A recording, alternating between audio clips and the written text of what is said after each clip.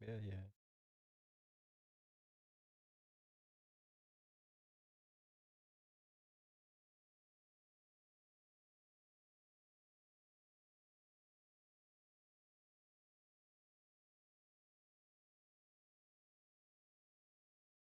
Hello? Is anybody here?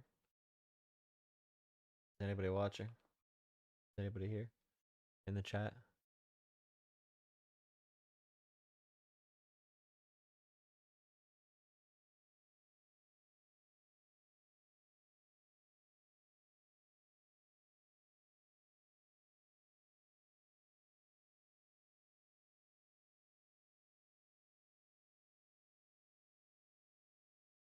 Nice.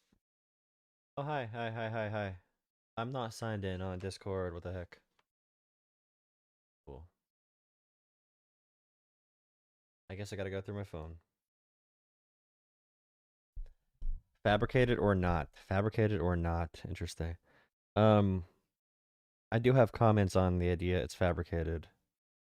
I have comments on that in a few seconds. Let me share this to my Discord really quick. Make sure you drop some likes. Thank you for watching. Thank you for hanging out. I had to set up a makeshift recording area here, but it seems to be working. Hey, F you, Trump hater. Bro, chill out. Holy crap.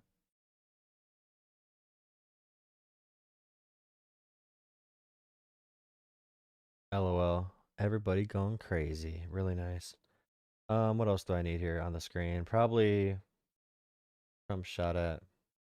F you, Democrat. Biden was an authoritarian, you stupid F. You supported him, you idiot. Trump's 1,000 times better. Nice. I knew you were gonna say that, Kyle. Kyle, I knew somebody, not you, but I knew somebody was gonna say that. Any couch with a blank wall behind it becomes the casting couch. It's the rules of the internet. There is no changing it. Here, let's do a title for the stream really quick before we possibly take calls or whatever. Oh. How do you spell correspondence? This right? Crap, I don't know. How do you spell correspondence? I forget. I think that's right. Bro, I can't see the screen. It's too tiny, bro. I have a mobile freaking monitor. And the mobile monitor is too small. It's too damn small. Can't see shit on here, bro.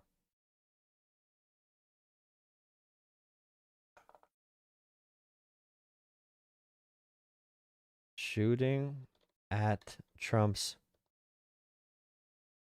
I do have comments. 1 second. I have comments. I have comments, okay? I have comments. I have comments. 1 second. I do have comments. I have comments. I have comments. I do have comments. I have comments indeed. I do have comments. I promise. I do have comments.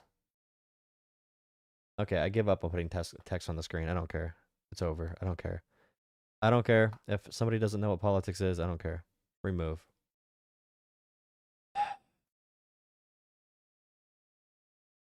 Someone put the wrong correspondence in chat. What are you doing? Okay, put this down here. I should have put the screen I'm watching stuff on the lower half of this. Low key. I gotta change that quick. It'd be much more intelligent to do the other way around than what I did. Like I did a dumb thing. I'm just stupid. Here. Capture, primary monitor, switch, change, put that at the bottom, put that up this up top.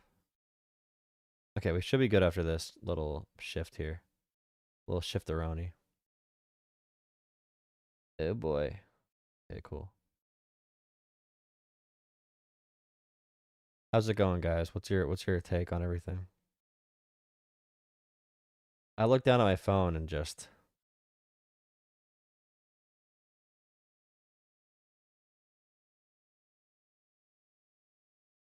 okay, cool. The shooter was shot. Uno momento. You can do it. You can do it. Which one do I want? This one? Yeah, this one. Okay. Bitch, you're not taking calls. What are you calling? 1 second. I'm setting my stream up, meanie pants. Meanie pants, dude.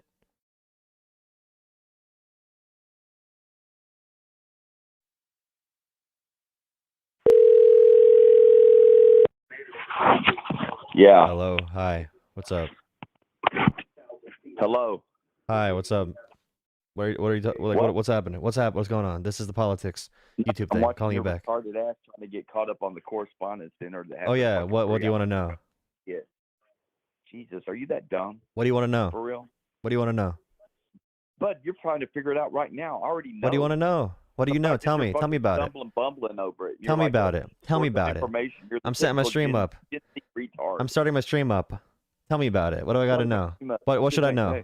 I'm another Gen Z retard. I'm out here doing my thing. What should I know? Did you get past the What kind of alcohol are you drinking? What kind of alcohol are you drinking? I'm drinking your mom's pussy juice, and it wow. stinks. Okay. Hardcore. I know. It stinks too. You're a shit baby, she said. And she said, by the way, get the fuck out of her basement, you bum. Shit. And get a job. You're not making any money, dude. Okay? Oh, no. Oh, yeah, she wants to know how many dicks you sucked today. 15. You owe her $12. 15. $12.50. You owe her $12.50. Nice. All right. Are you trying to actually talk about anything? Are you mumbling or are you fucking trying to talk? Are you trying to talk about anything? So maybe you could get a fucking word out, you fucking Sweetheart, are you trying to talk about anything? No, baby doll. We're in jail. I'll fuck you in the ass. Hey, doing my I know. Yeah, I know you're gay. I know you're Trump. You voted Trump. You voted Trump. We know you're a homosexual. I know it's upsetting. We know you're a homosexual already. We know you are. We know you are. That's why you called in here to talk to me, because your mom likes blowing me. And you know what? There's nothing you can do about it. Okay. You're a turd baby. You came out of her ass and you started walking around. This is the IQ of Trump supporters, by the way. This guy is every Trump voter. This is why they don't want to call into the stream, because they all do this. They cry. They can't make any points. Can't make any arguments. They don't know what's going on. You know why? It's really sad, in fact. You don't know fact. shit about fucking Iran. You're an idiot. You do the talking points. You never tell me. What about Iran? Tell me about Iran. Tell me about Iran then. Okay, tell me about Iran. What's happening with Iran? I apologize. Shut the fuck up and listen.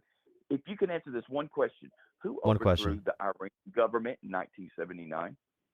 Who did? No, I'm asking you, dumbass. Who? Who overthrew it? I don't know. I'm too stupid. In 1979, retard. Who overthrew the Iranian government? Who? PLO, Palestinian fucking terrorist, you dumb shit. God, you're really that stupid. You don't know that, really? How many what's the fucking makeup of the Iranian country? How many Persians, people that are Persians, live in that country? What's the percentage? You don't know that either. What's your take on the war? What's your take on the war? 83%. Okay. You know what? All right. Have a good night.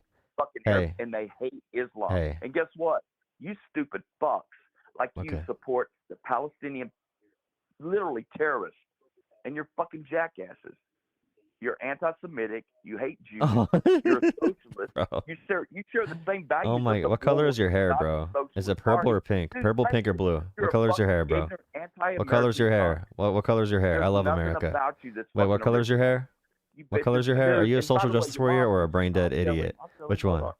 She said Which get one? the fuck out of her basement, you fucking Hey, bum. sweetheart. Do you want to have a conversation? She said This is your final chance. Why'd you quit doing that? It's your final Why'd chance. you quit the job at 7-Eleven? Well, no. Trump has a job pounding 7-11-year-olds. Yeah, he pounded 7-11-year-olds. You're thinking about Trump. Hey, by the way, where's it at? Yeah. Hold on a second. All right, have a good night. Where's that at? You got to talk at least a little bit. You can meme if you want to, but you got to have a little bit of a conversation. We can't just do that the whole time. Anyways, let's see. All right, that guy's in a good mood. So for this shooting, let's see. Where to go with it? When I saw there was a shooting at the White House Correspondents' Dinner, I instantly got annoyed because you know what Republicans are going to do with this. Well, some Republicans. So Matt Walsh and a bunch of Daily Wire idiots Some people called for more violence in American politics, as usual. They do all the time. The left did this. The entire left, trying to blame everybody in the entire world for one person's actions. You have Trump himself and MAGA people saying, this is why we need a ballroom. So their main point was this shooting happened, and that's why we need Trump's ballroom. So that's a really interesting way to go with that political capital in the moment. But overall, this shooting was one crazy person running in. There was enough security. People saying there's not enough security. It's not true. There was enough security for sure. There were multi-layered security facilities in place, and the FBI was taking extra precaution because of Butler and everything like that. So nothing was wrong with security. But yeah, Trump was taken out of there. Nothing crazy happened. It was not that big of a story. Like you can think about Barack Obama. He had a few guys screaming, you're the Antichrist. One guy took shots at the actual White House. Like he actually shot at the White House. Democrats did not say all Republicans are evil over that. Melissa Hortman in Minnesota, Republicans, like actual U.S. senators, laughed about it and said that her killer was Tim Walz's best friend, supporter, whatever, and a Democrat. The guy who killed her was on a random business panel because he was a small business owner. People in the governor's office and in Minnesota politics, they just have applications for small businesses, and you can apply and you get lucky and get accepted to be on a state panel. The guy did not know Tim Walz, obviously. He had a kill list of 45. Okay, he had a kill list of 45 Democrats. Hortman's killer in Minnesota. He was able to get to 2 of the people on his list, but the entire list was Democrats. The entire list. He was a radical, crazy, anti-choice, anti-abortion, pro-life, anti-vaxxer. Okay, he was a huge Trump supporter, MAGA supporter, and Republicans laugh about it. They laugh about it. And I wish Democrats pounded that home every single day like Trump does kids, but they don't do it enough. They got to pound it home more. Because they should feel angry that Mike Lee and other Republicans will lie about that and laugh about political violence. Pardon January 6ers, right? Cop abusers, cop beaters. Most Republicans said, pardon the peaceful protesters. In reality, people who were there peacefully were not still in jail. All right, they were not still in jail. Everybody in there did something crazy. That's why there are a few dozen people from January 6th that Trump pardoned, and they went to assault children. And if you talk to a Republican about that, they're like, oh, January 6th, you want to talk about that dumb stuff, libtard? It's not even a real issue. Okay, if you're not going to take that seriously, then you don't care about political violence. You do not care. You don't have the right to be respected in your opinion talking about political violence. Trump talking about, it's good Rob Reiner died. It's good Mueller died, right? Trump said it's a good, he literally directly celebrated it. And that's the president of the United States of America.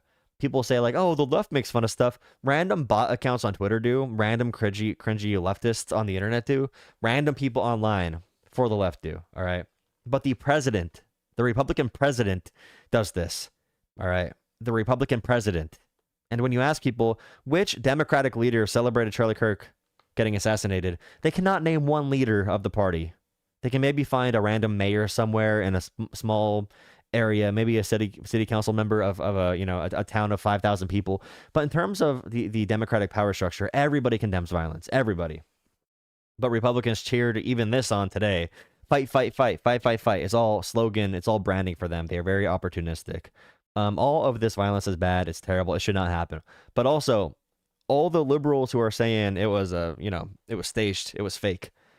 You cannot be a Republican and say the 2020 election is stolen and justify cop beaters being pardoned based off baseless claims of election fraud that you can't prove. Trump can't prove. Nobody can prove. The only proof you have is videos on Twitter. You cannot do that and then get mad when liberals eventually, after you do this and cause us to get CTE from hearing your dumb shit over and over again, getting brain damage from you numbskulls, right? You can't be surprised when liberals, without any founded explanation, without any facts, say, oh, this might be staged. You cannot be surprised when the other side does it eventually a little bit. And you'll be like, oh, Hillary challenged the election too. It's like, oh, give me a video of Hillary saying the election results are fake. What court battles did she bring? Trump still has not conceded that election. Trump still to this damn day, to this day, has not conceded that damn election. Still says it's fake. Viktor Orban, Hungary, he left power without saying it's fake. He left power. And Orban had state-controlled media. Like, I know Trump has Fox News and Joe Rogan's cucked ass, but, like, Orban left power. And that was a huge, I mean, that was a beatdown, a true beatdown. But yeah, there was a press conference after, let me pull it up really quick.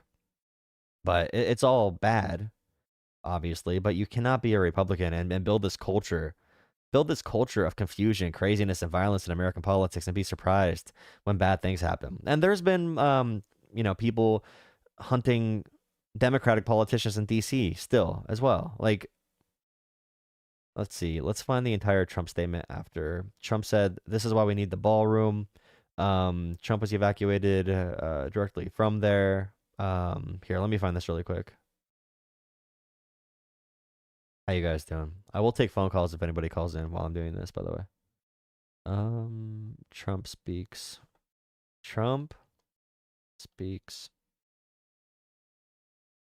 Shooting.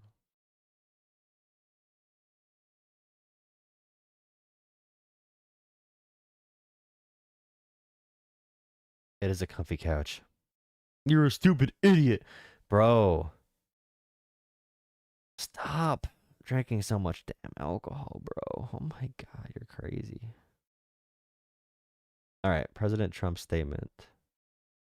Is there a full one? Should I do the entire one, even Kash Patel? Kash Patel's like, "Daddy Trump, you are the reason law enforcement survives in America today. Daddy Trump." It's an ABC News special report. Okay. Hi, I'm Diane Macedo. We're listening from the president now on an update of what happened at the White House Correspondents' Dinner. Let's listen. That was supposed to bring together members of both parties with members of the press. And in a certain way it did, because the fact that they just unified, I saw a room that was just totally unified. It was in one way very beautiful.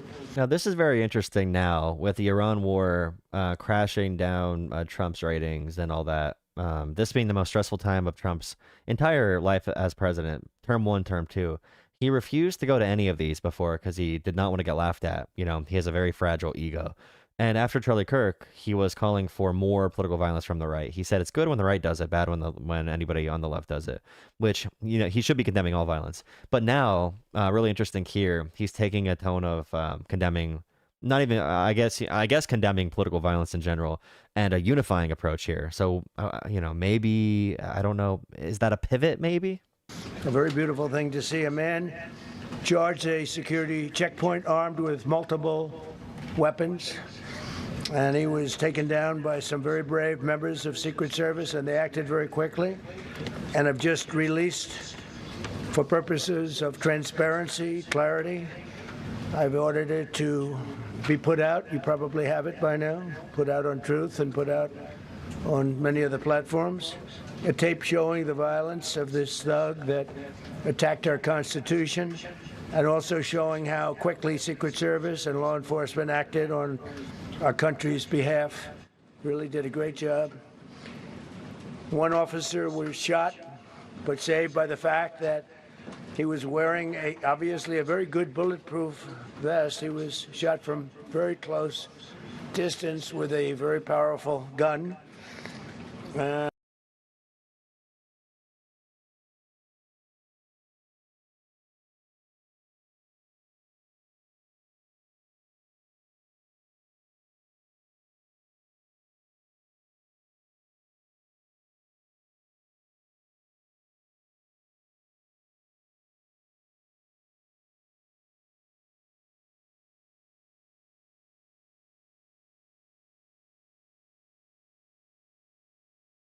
Oh, I was muted. Okay, well, to restart that. This is a MAGA account talking about, all I know is I'm on the side that doesn't kill anybody, nor celebrates the killing of anyone, nor fantasizes about the killing of anyone. This side, Trump, the Republican president, fantasized and celebrated Rob Reiner getting killed. Republicans all the time talk about bringing back more extreme versions of the death penalty, bringing back firing squads, bringing back hanging. It's all they do is celebrate that kind of stuff. And the vest did the job. I just spoke to the officer, and he's doing. And the vest did the job. I just spoke to the officer, and he's doing great. He's in great shape. He is has very high spirits, and we told him we love him and respect him. And he's a very proud guy. He's very proud of what he does, Secret Service agent. And we looked at all of the conditions that took place. Someone said talking and doing is different. No, when MAGA accounts say the left killed them, I'm not on the side that kills people. They are saying everybody on the left did something. One crazy did something. Every side has crazy people. The issue is Republican presidents like Trump and senators make lies about political violence, pardon political violence, celebrate the death of their political opponents. The president, Trump, does that. It's not about what you just freaking said. Talking and doing are different things. No, like the left did not do the left did not do this. Every Democratic politician condemns all political violence. Meanwhile, I mean, Trump is finally doing it here tonight, and I will say, you know, it's not a particularly secure building.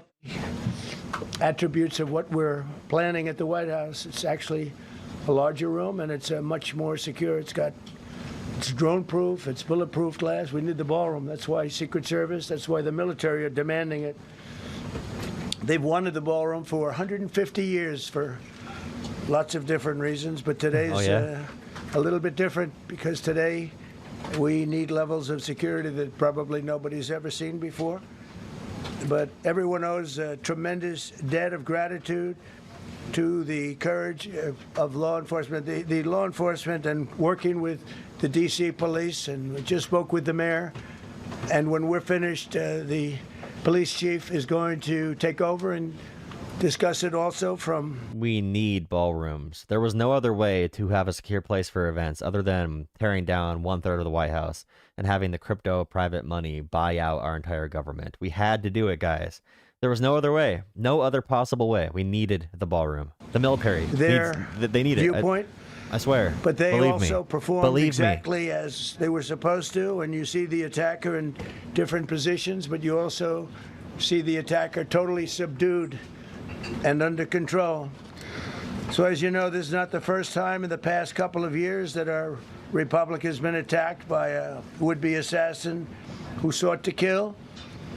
In Butler, Pennsylvania, less than 2 years ago, you all know that story, and in Palm Beach, Florida, a few months after that, we came close. We really had, again, we had some great. This is the first time I've seen a major Republican talk about Democrats getting attacked. The first time ever. So I'm hoping that's a positive sign for a pivot.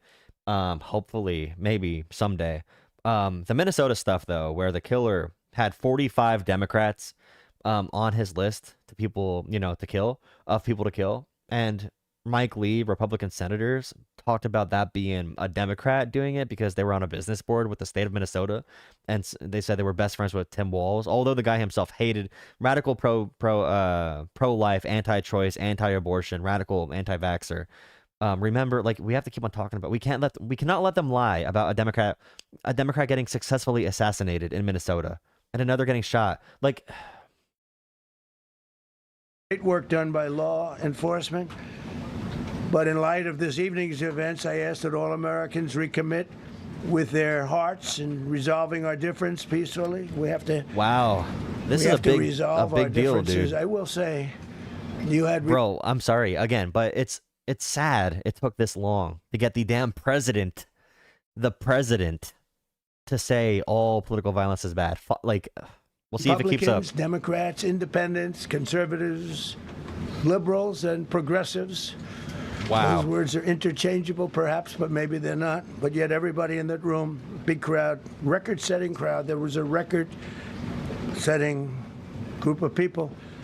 And it's like watching a 10-year-old shit on the toilet for the first time. Like, wow, finally, you might be a little bit late in your development, but at least you're doing it now. There was a tremendous amount of love and coming together. I watched, and yeah, he does hate the Correspondence dinner. Why did he go this time? I was very, very impressed by that.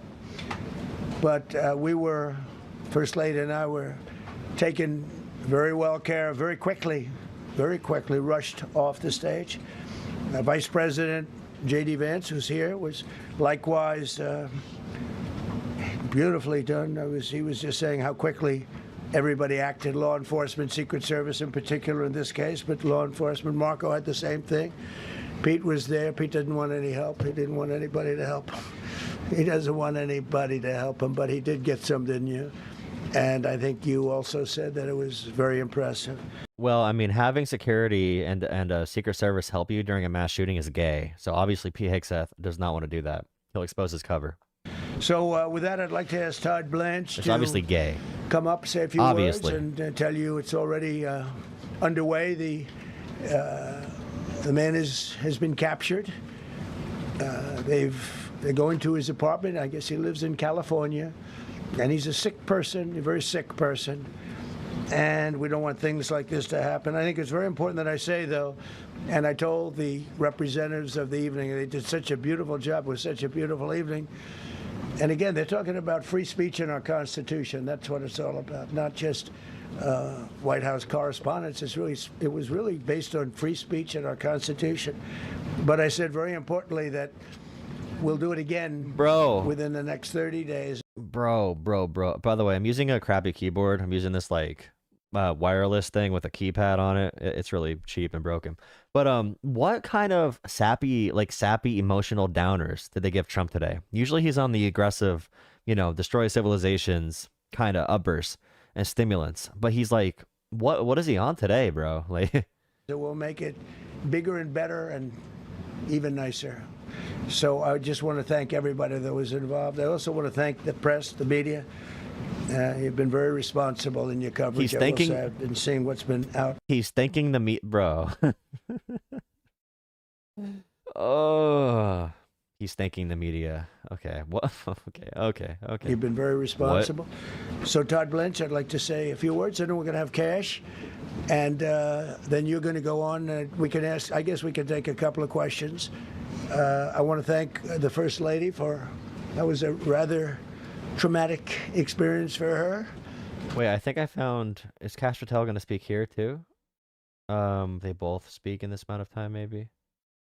This guy was meeting with the Ellisons, by the way, who Todd Blanche, Trump's former personal defense attorney, who's now leading our Department of Justice after Pam Bondi was kicked out. They are having a dinner at the Ellisons, the billionaire family that's buying up all the media companies to be pro-Trump and pro that one country that I can't mention, or my algorithm gets really bad for views. That's not okay. I can't say that. It sounds anti-Semitic, but it literally is just like, it's just not a good media state right now, especially on TikTok. After they're buying that. What are they buying? CNN. Ellisons are buying. I think Netflix was gonna buy Warner Brothers, right? But it was pushed over to be bought by the Ellisons instead of Netflix. And Todd Blanche, a bunch of these guys who are in charge of the merger or the acquisition, whatever it's called, they're going to be at this private dinner, partying in and out. Not a conflict of interest, guys. Not a conflict of interest. Okay, so Cash Patel. Let's see what he said, bro. Let's see what he said, bro.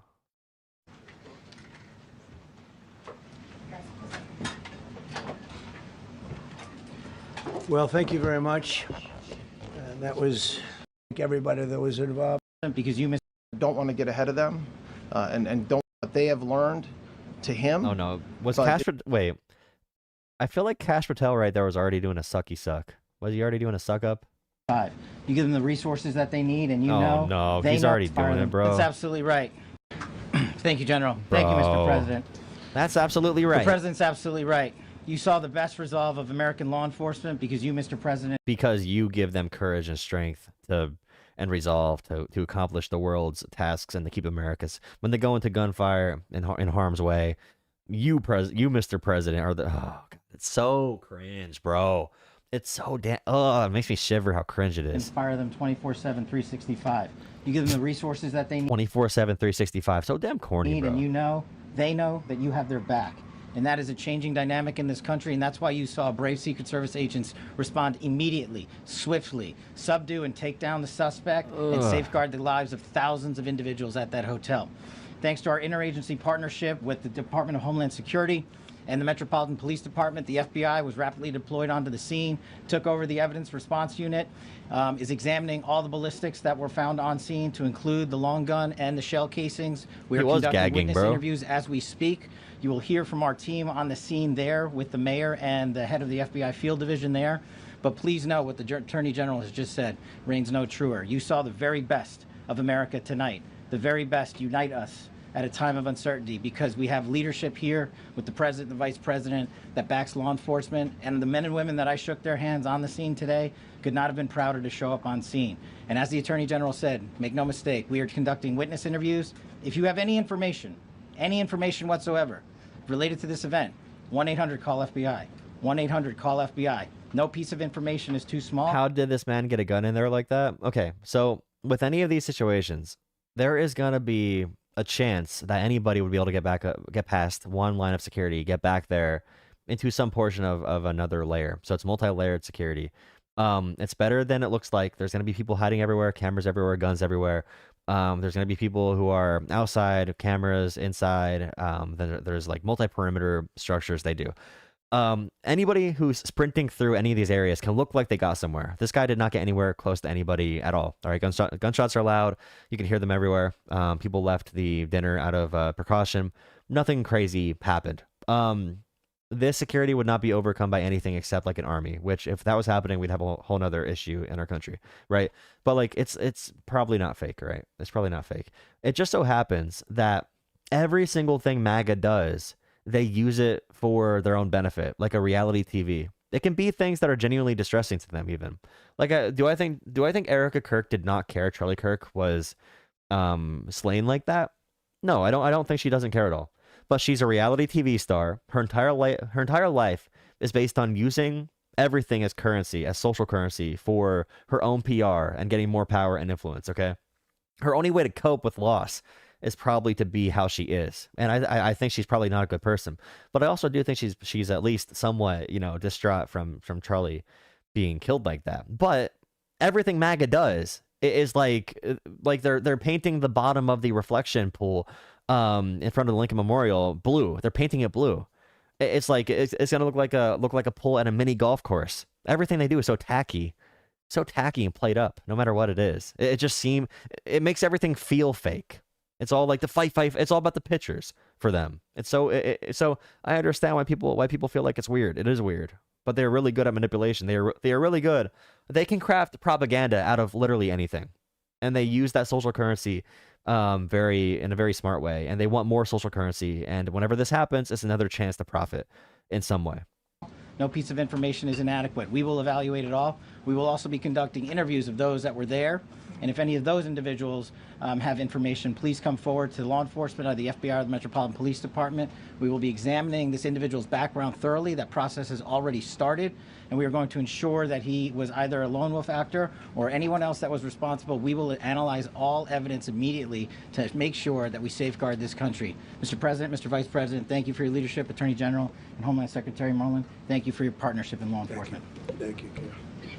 Okay, we'll do a couple, and then we go to the chief. Madam Chairman, I just want to say you did a fantastic job. What a beautiful evening, and we're going to reschedule. Okay. And after that, it's kind of interesting too. It's like the only people who can play ball with Trump are the elites of any party. And Republicans don't get that. Like, CNN is happy Trump won. Like, CNN gets better ratings if Trump wins. Democrats and everything are not happy, but like CNN does not give a shit. They don't care. They gave Kamala tough interviews, hard interviews. Meanwhile, Trump goes on Fox News and they literally call him God. Like they literally call him God. There just is no. It's just crazy media environment. Very tough for her to ask a killer question, right? But you have done a fantastic job. Please. Mr. President, I appreciate it. As you mentioned, it all happened so quickly, and I went through the self-checkout at Walmart and mentioned to the attendant I was listening to the news on YouTube and someone had just taken another shot. He smiled and said, "Good. What the F?" Yeah, I mean, that is usually the person who's going to say some wacky shit, right? Someone working at Walmart. The issue is that's a random person saying that. for the Republican Party right now, their president, not a Walmart greeter, not a Walmart attendant, right? Their president is the one saying and doing crazy shit. Wonder, especially because unfortunately you have experience with sure. these sorts of threats. In that moment when you realized there was a threat and service agents were telling us to get down. CNN gave Kamala tough interviews. Yeah, her first interview, they were grilling her on the Biden economy. Yeah, Biden inflation. Yeah, they were grilling her the entire interview. And again, Trump is called God on Fox News. But you people can't read. That's why you voted Trump. You can't read anyway. Like, how could I respect your opinion if you can't even call in and have a conversation to my show? Like, I have not had one real Trump supporter call in and have a good conversation in the past, like, 5 months, bro. Can you describe what was going through your mind, how you were feeling in that moment? That's a very good question, actually. It's always shocking when something like this happens. Happened to me a little bit, and that never changes. The fact we were sitting right next to each other, First Lady on my right, and I heard a noise and sort of thought it was a tray. I thought it was a tray going down. I've heard that many times, and it was a pretty loud noise. And it was from quite far away. He hadn't reached the area at all. They really got him. But so it was quite far away, but it was a gun. And some people really understood that pretty quickly. Other people didn't. I was watching to see what was happening. Probably should have gone down even faster. Melania was very cognizant, I think, of what happened. I think she knew immediately what happened. She was saying, that's a bad noise. And we were whisked away along with other people, but we were really whisked away.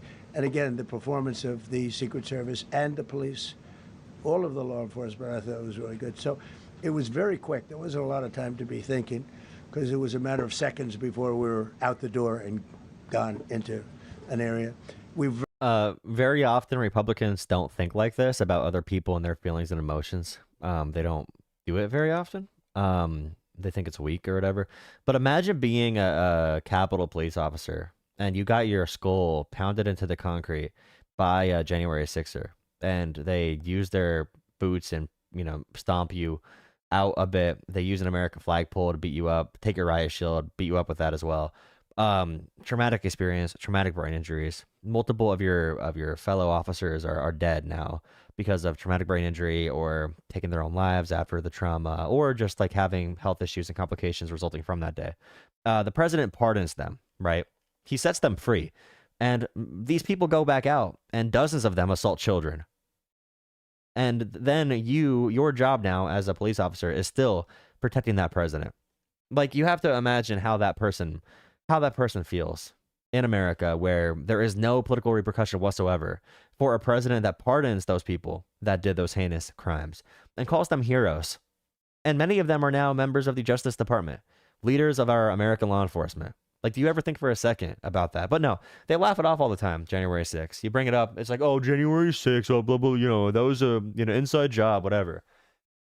And it's so sad because they can't emotionally deal with having that conversation, because they would need to know their guy, their president, and they themselves not only permissed this happening, it was permissible to them. They permitted it, like, it's all, they created a permission structure for it. They can't deal with that. They can't look at themselves in the mirror and really reckon with that. It's kind of sad. Very much, and you wanted to too. We very much wanted to continue it because I don't like to let these sick people, these thugs, these horrible, horrible people change the fabric of our life, change the course of what we do. So we held out. You were there. We held out right till the end, but they didn't want to take a chance, and I understand there was protocol. But we're going to be doing one hopefully within the next 30 days or sooner, and I am ready, willing, and able, and I was all set to really rip it. And I said to my people, this would be the most inappropriate speech ever made if I said what. So I'll have to save it. I don't know if I could ever be as rough as I was going to be tonight. I think I'm going to. Okay, he was really going to rip it, bro. Really going to rip it. I got some calls, maybe, possibly. I'm going to call this person back, see if they answer.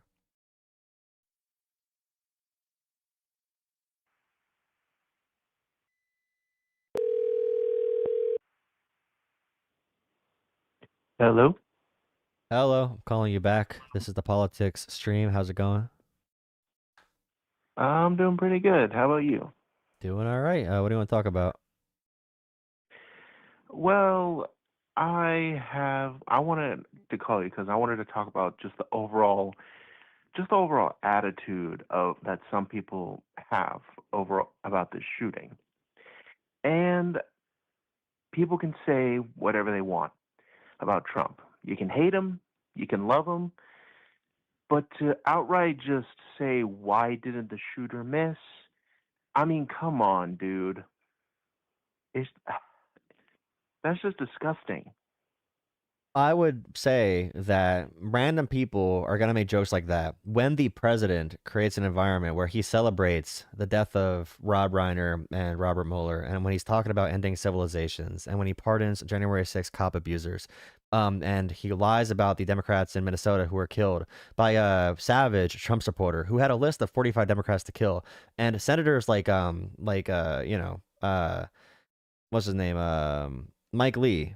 We have Republican senators like Mike Lee lie about that and say it was a Democrat friend of Tim Walz who killed those Democrats in Minnesota. When all that's happening, it makes sense that random people are gonna start saying some crazy stuff as jokes on social media, while the president, leader of the Republican Party and leader of the free world, is acting, talking, and doing things like that. So does that these aren't even jokes either. Like these people are actually serious about what they're saying. And does that justify, people like when Charlie Kirk was shot? Does that justify what the people said on social media? Were those jokes? Were those just like lighthearted comments? Were those jokes, or were they just No, being actually? people are edgy on the internet, but when the Republican president, who they elected to be president, acts worse than those people, why would I spend my time critiquing them? It's just leadership should start with the president. Yes, I understand that. Yeah, I And disavow them. I disavow the them. Yeah. with the whole Rob situation, I will admit, that was a bit far on Trump's end. I'm not gonna say that he was making some edgy joke or he was trying to denounce a guy who was pretty vocal about his opposition. But like I said, people have said far worse about Charlie Kirk. People are still making conspiracy theories about his He's the whole death, president. and I don't care about it's random people on social media. I care about the president setting this entire culture of political violence into motion and refusing to condemn it until today, you don't care what people you don't care about what people are saying on social media, yet I you're care about talking the to me. president. I care about the president first and foremost, and I care about people who support that president. Letting that go and then critiquing. And did you vote for Trump? Yes, I did. Okay, so you voted for Trump. You voted for this. You voted for this political environment. I certainly didn't want to vote for Kamala's political environment. What political environment compared to this? Ending civilizations, celebrating torturing immigrants at Alligator Alcatraz, making $6 billion for Jared Kushner from Middle Eastern kings and queens and whatever. Not sorry, I forgot the names for all the sultans and everything over there. But regardless, making billions of dollars and making fun of, celebrating Rob Mueller dying, Reiner dying. Like, is that what's Kamala gonna do that's worse than that for the political culture? Now, when it comes to the country-wise, how about the fact that they are and I'm not talking about international stuff. That whole thing is a completely different topic for me. But when it comes to, what's in our country, like the fact that one of the main things they wanted to make a big deal about was just transgenderism. They want to make it, oh, transgender men should be or transgender women should compete in the same league as women, and That was how, never a it's talking point for discrimination. Democrats. That was never a talking point for Democrats. Why did they Republicans make talk such a about big it. deal about it? Republicans made a big deal why did about they it. make such, Democrats barely talk about it. If you go on Facebook right now, you can do analysis on there. People have done this before. Republican men on Facebook talk about trans issues more than trans people do, more than more LGBT people do. The highest group that talks about trans people are white conservatives, men. remember the politician from Maine who basically said that she would not follow a federal order basically saying that transgender women cannot be in the same cannot be in the same league as women? Like, is that Yeah, like her not? position on that lawsuit is that the president cannot sign an executive order and then demand a state follow any policy based on that. The argument is that if there is any issue with this, it should happen at the school district level or for a state athletic conference. They should make that decision. We should not have occurrences. For example, in West Virginia, where they sign a bill banning trans athletes, and they cannot name one singular trans athlete in that state. They do that because it's a political football. People in West Virginia are they're all obese. There is a lack of jobs. They're all on welfare. It's a decaying state, and they don't want to do anything to help their people, so they make people mad at transgender people instead.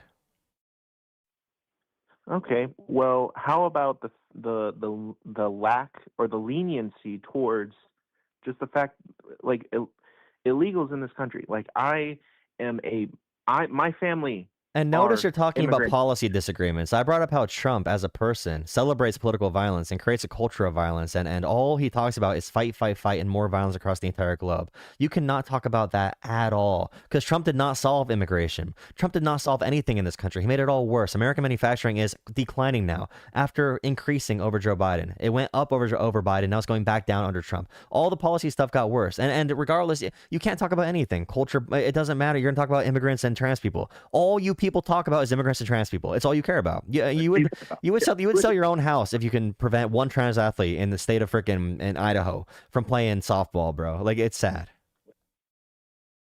Yeah, I know. I'm so pathetic. You're It so is, right yeah. about You called it about immigrants and trans people, bro.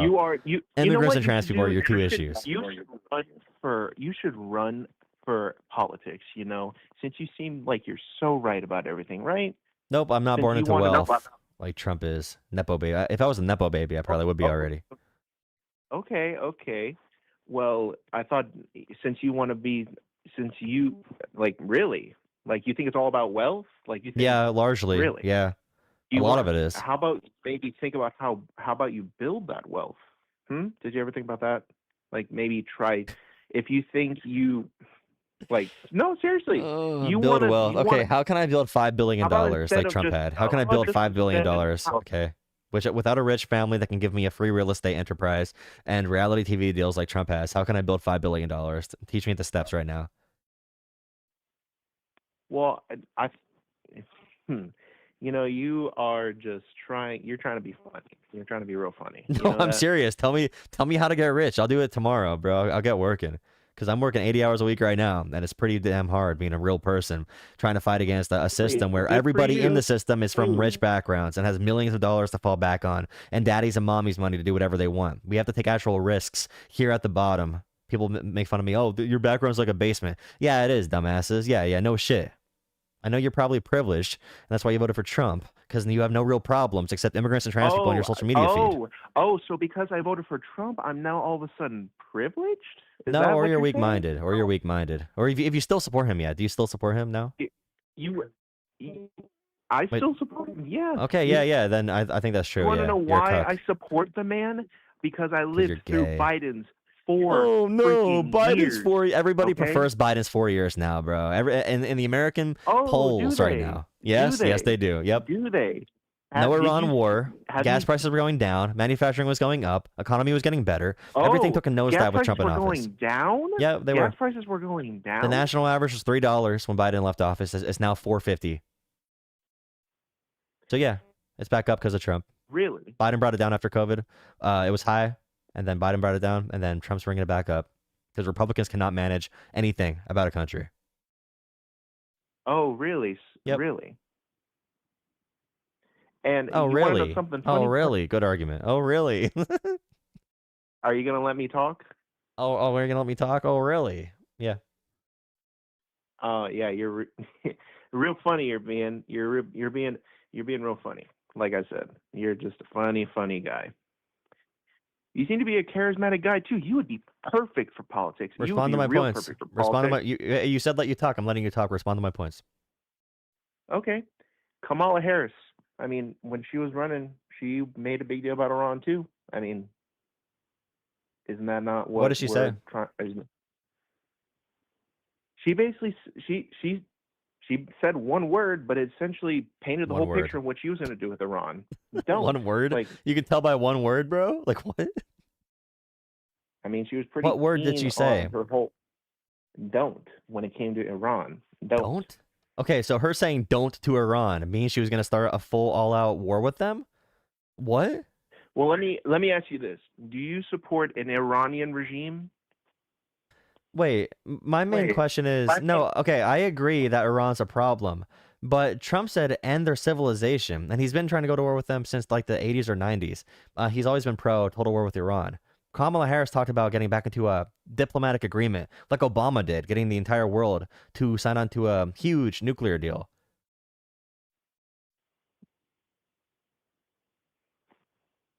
And my point still stands. It would have been no different with Iran if it came to Trump or Kamala. They still would have had hostilities. I just said the difference. Iran. Hostilities are different from all-out war.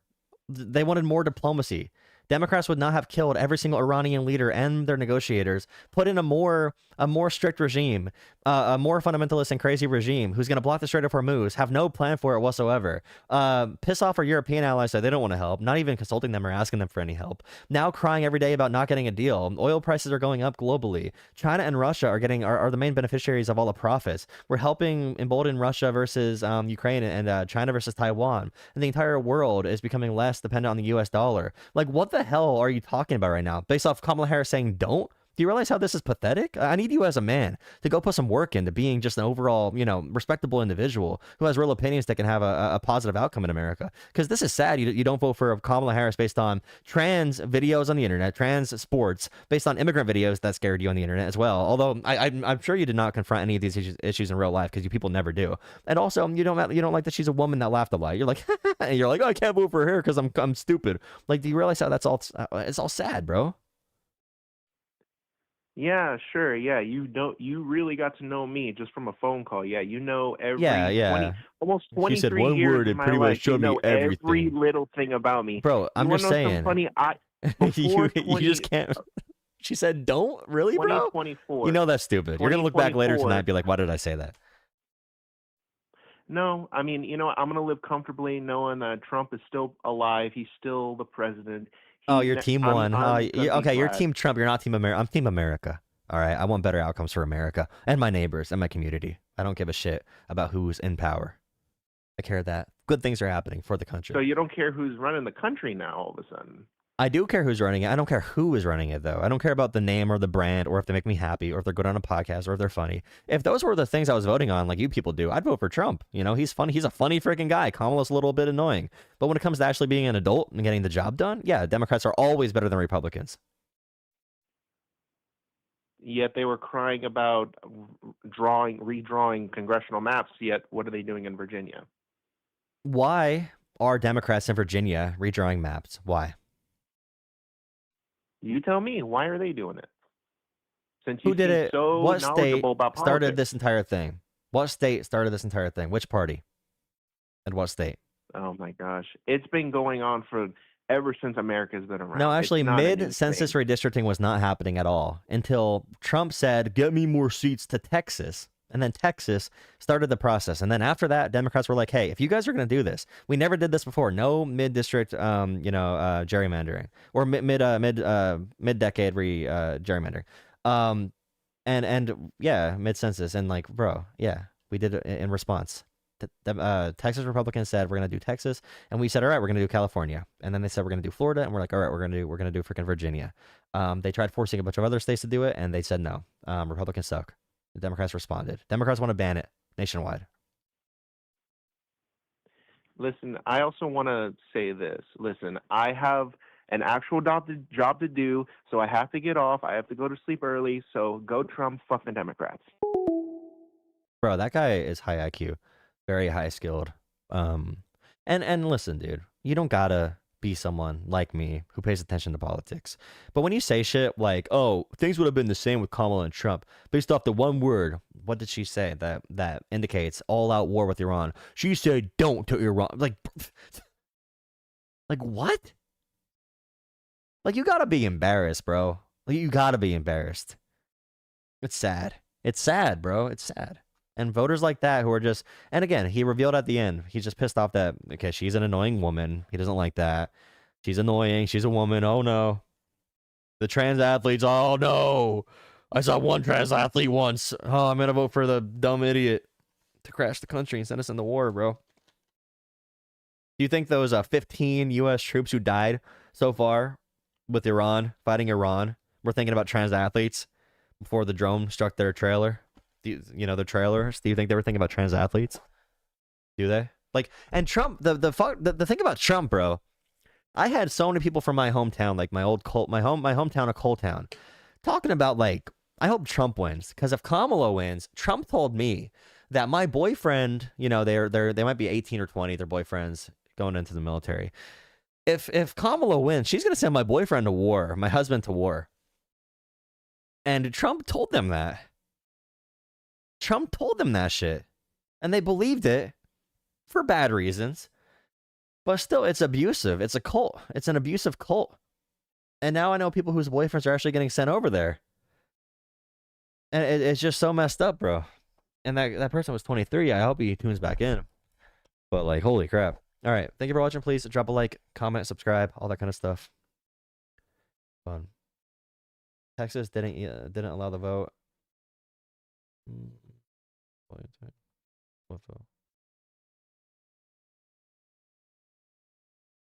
Because that's what she said? He said that because that's what she said?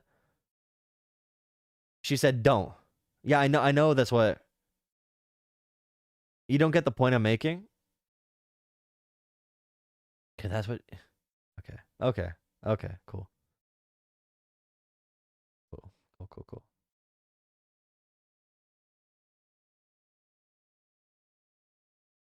Oh.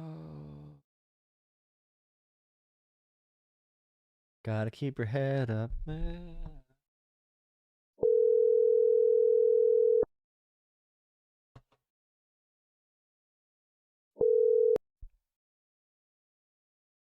Please leave your message for 80. Oh, boy. Okay, well, they left. They hung up. Cool.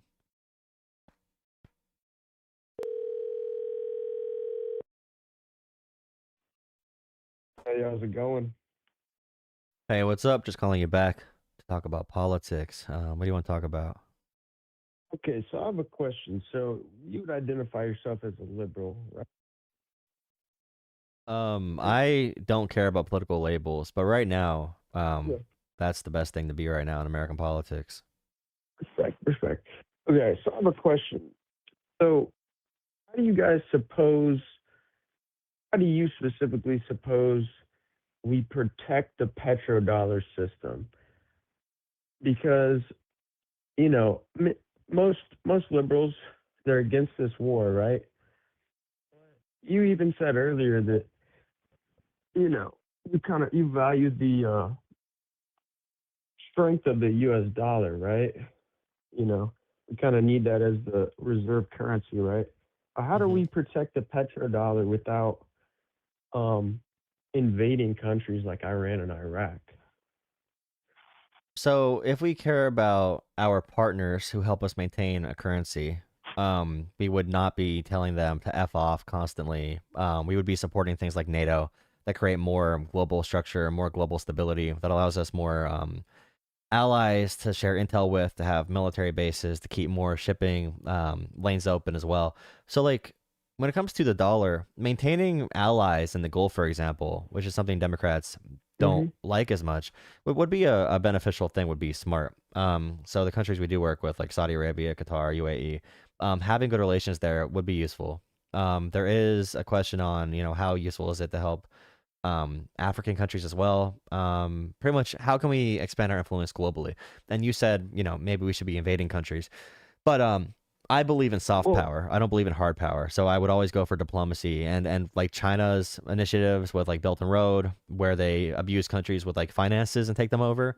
I would not want to abuse countries, but I want like a mutualistic collaborative relationship with these countries. And like the Iran deal, for example, with Obama, I support making things like that stronger.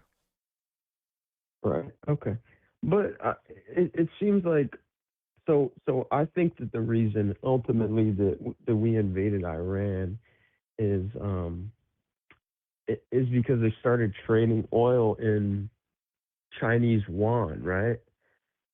So and the same thing happened in Iraq. Like, and then of course they have like some preface for the war, like, oh, they're like, I don't know, like they killed a bunch of civilians there, or like, what's the other thing they said? Like, oh, the nuclear weapons. Yeah, they said Iran's gonna make nuclear weapons. Like, but to me, it seems like it always happens after they start trading oil in a different currency than the dollar. You see what I'm saying? So I'm just wondering how we would go about making sure that the oil is traded in dollars, right? Without doing it by force. You know what I'm saying? I mean, what I said before, so one big advantage of China, right now, we kind of emboldened Iran to take more aggressive steps by cutting them off from the international order, Mm-hmm. not letting them into any deals like the Iran deal. We destroyed all of their government that is reasonable and wants to negotiate. We gave them more hardliners and more radical people in charge. So there's no one to really talk to over there. They don't trust us, we don't trust them, and now their leadership is going to be more radical. And they are more willing to take a chance like the Strait of Hormuz, which right now they are using it for Chinese yuan to charge tolls in it. And China and Russia Mm-hmm. are using Iran as like this. If China and Russia can drain half of U.S. interceptors globally, drain 30% of our Tomahawks and ballistic, all of our ballistic munitions, globally, and they could do this with Iran and give Iran intelligence, and Trump's going to say he doesn't care about Iran, he doesn't care about Russia or China helping Iran, and they are still our friends, and he still trusts Vladimir Putin over NATO. He trusts Putin's word over NATO. We are empowering them greatly, and that's the opposite of what we want if we want to maintain Mm-hmm. a strong U.S. dollar. You could even talk about Trump's corruption through crypto and everything. Like Russia and China, their governments support, like they love crypto. Crypto also undercuts the U.S. dollar as well, and this is the most pro crypto Yeah. and crypto corruption thing in America, government in American history. With all these allies and everything, we are weak. We are weak. Trump's begging the EU to help out with mines in the Strait of Hormuz and everything, and they're like, we were not even consulted on this, and Mm-hmm. we're going to take huge political hits in the process.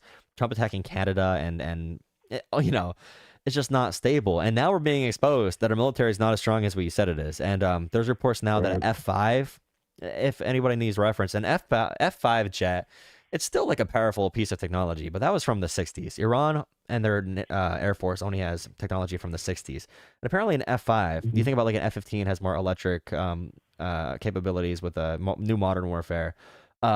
But an F5 was able to bomb a U.S. military base and do really bad damage. So we have billions of dollars in damage from the Iranian Air Force, which barely exists, and also their drones.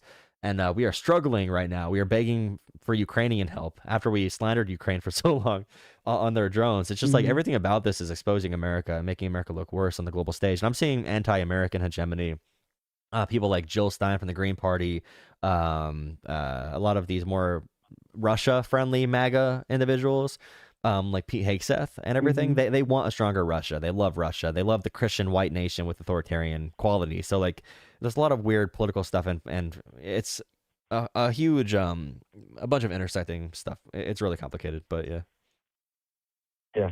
I mean, I don't know. I don't see Russia as being as much of a threat to American security as is China, for example. And I think that's kind of where a lot of Republicans stand on it. Not necessarily like that they love Russia or they love Putin. It's just, I don't know. I think a lot of conservatives see China as being more of a threat.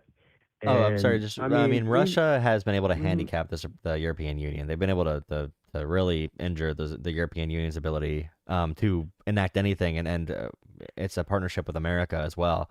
Turning America against the mhm. EU is like Russia's main goal, as they infringe upon Poland's territory now, pushing further west through Europe. So, I mean, Russia's getting everything done they want to get done right now with Trump. Yeah. Well, yeah, let's pivot to Ukraine then. So what do you think? Should we should we continue um, funding that on the Ukrainian side? Because honestly, I don't know if we can afford to fight all those wars at once. Like, like we got three wars going on at the same time, if not more. Yeah, I So what mean, should we and do I about the mean, Ukraine situation?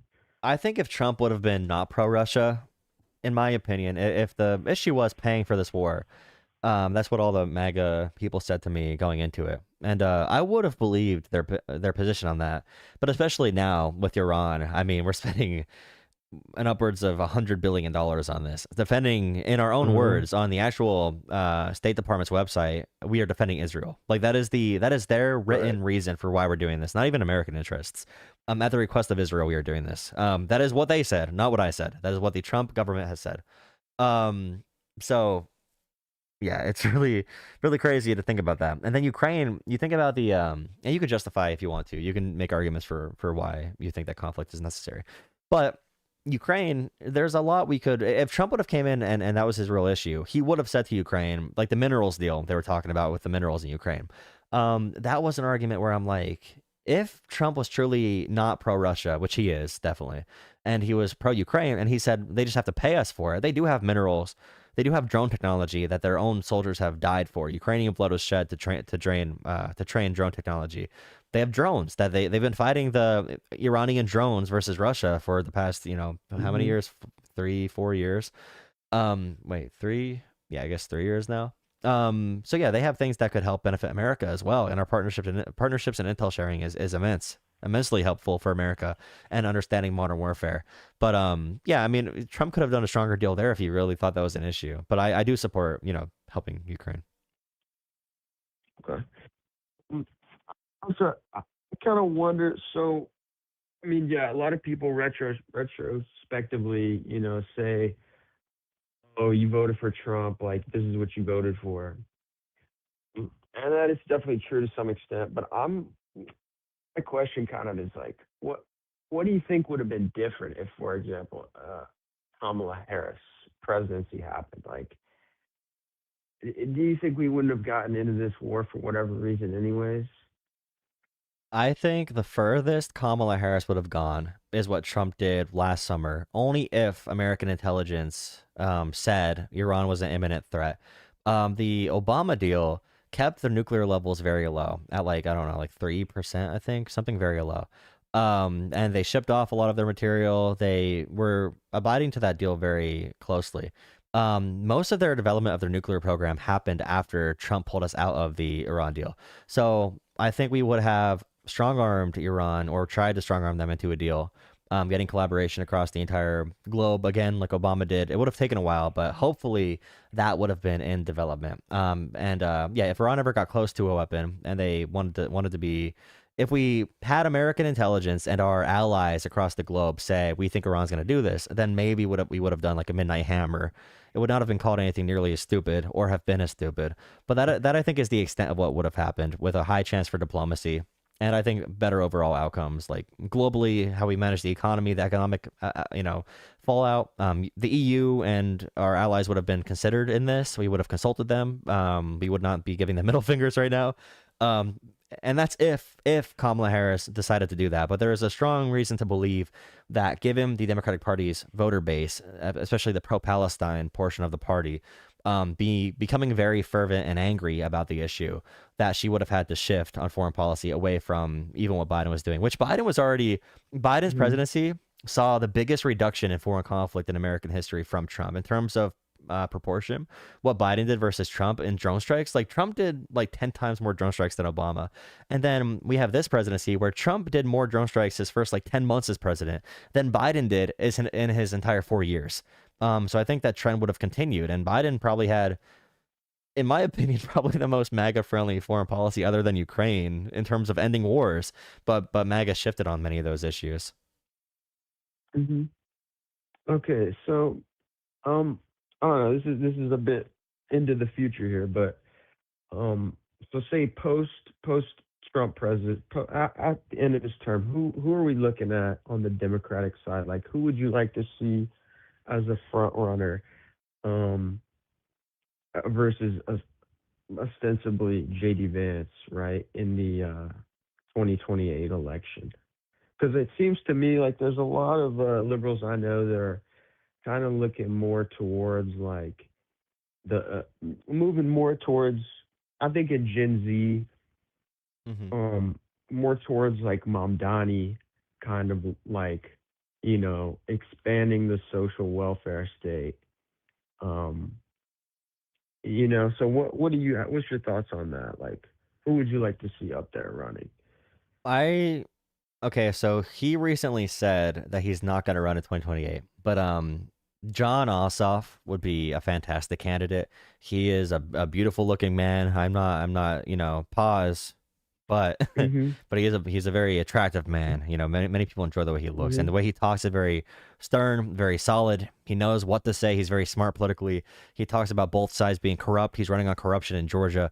John Ossoff he's a real, like, he's good. He's good at what he does. He's got what it takes. It, I like Wes Moore. What's his what's his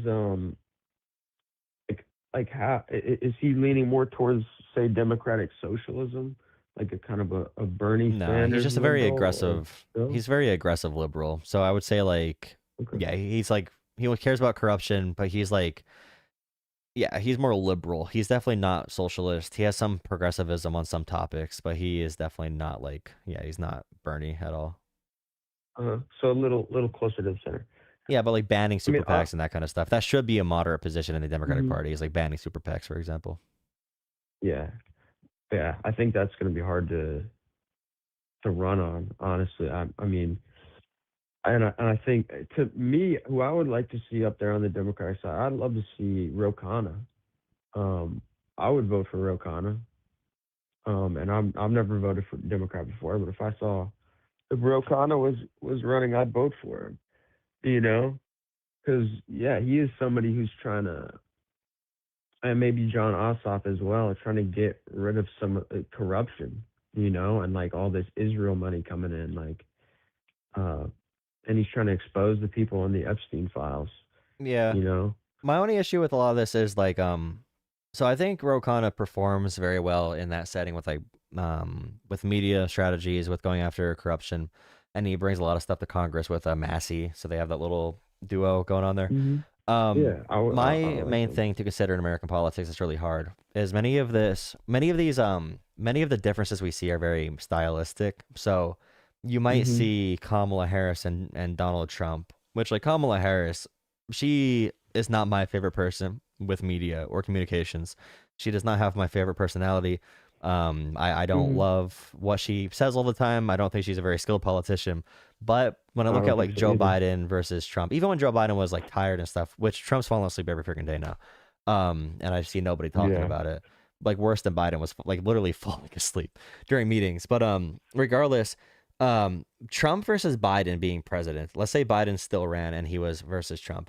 Biden brought the highest number of American dollars to American manufacturing and American infrastructure, the highest amount of just dollars, like compared to GDP, in American history since like FDR.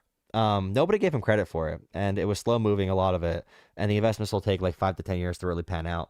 But then you see Trump right now. We are doing the opposite. We had Trump say a few weeks ago, we can no longer afford, we can't afford to help with healthcare and with childcare and with all this stuff Americans need, because we need more money in the military. We need more money to bomb countries. We need more money to help our Mhm. allies in the Middle East. So we have Yeah. one President Biden who ended foreign conflicts like Afghanistan, which I don't think Republicans cared about at all. I think they wanted to use those dead soldiers for pure political manipulation. Because the reason I say that is we had a clear reason for why we did that there. Donald Trump negotiated we were going to pull out. He released like 5 or 6 thousand Taliban fighters, and they were moving in on the Afghanistan government. We had to get out. Everything was going to fall back apart. We had to either get out or recommit to the region. Biden made the difficult decision to follow Trump's bad plan. It collapsed, and Biden, and it's fine to give him blame for that, like some blame. But he made a good decision to end a foreign conflict. 12 Americans died, which is a huge tragedy. Mhm. But now we have this Iran war, which Trump cannot give a reason for doing it other than Israel told us to. Like, he cannot give a real reason. More Americans died already. More Americans died already. And I think that's a good example of like Biden versus Trump. Biden ended a foreign conflict. It didn't go perfect. And this stuff barely ever goes perfect. It's freaking Afghan. It's the Middle Eastern Yeah. conflicts and wars. It's never going to go perfect, especially when we pull out of a country we are barely even keeping afloat for so long. But he ended a war, and Trump's causing a much bigger issue. Like, he's his own economic depression alone, starting a new Middle Eastern war, getting Mhm. more Americans killed. It's like, yeah, that's the big difference I need people to pay Yeah. attention to, because there is a huge difference in in terms of, are we going to invest in America or foreign countries, or like, I'd rather fund USAID 20 times than do what we're doing in Iran right now and all the money we're spending. It's just very, I don't know. Yeah, I mean, yeah, my issue, I think one of the biggest things issues we have, the biggest issue in my opinion is the debt, is the deficit that we consistently run every year, and it seems like no matter who we have in office, the deficit just keeps getting bigger, you know?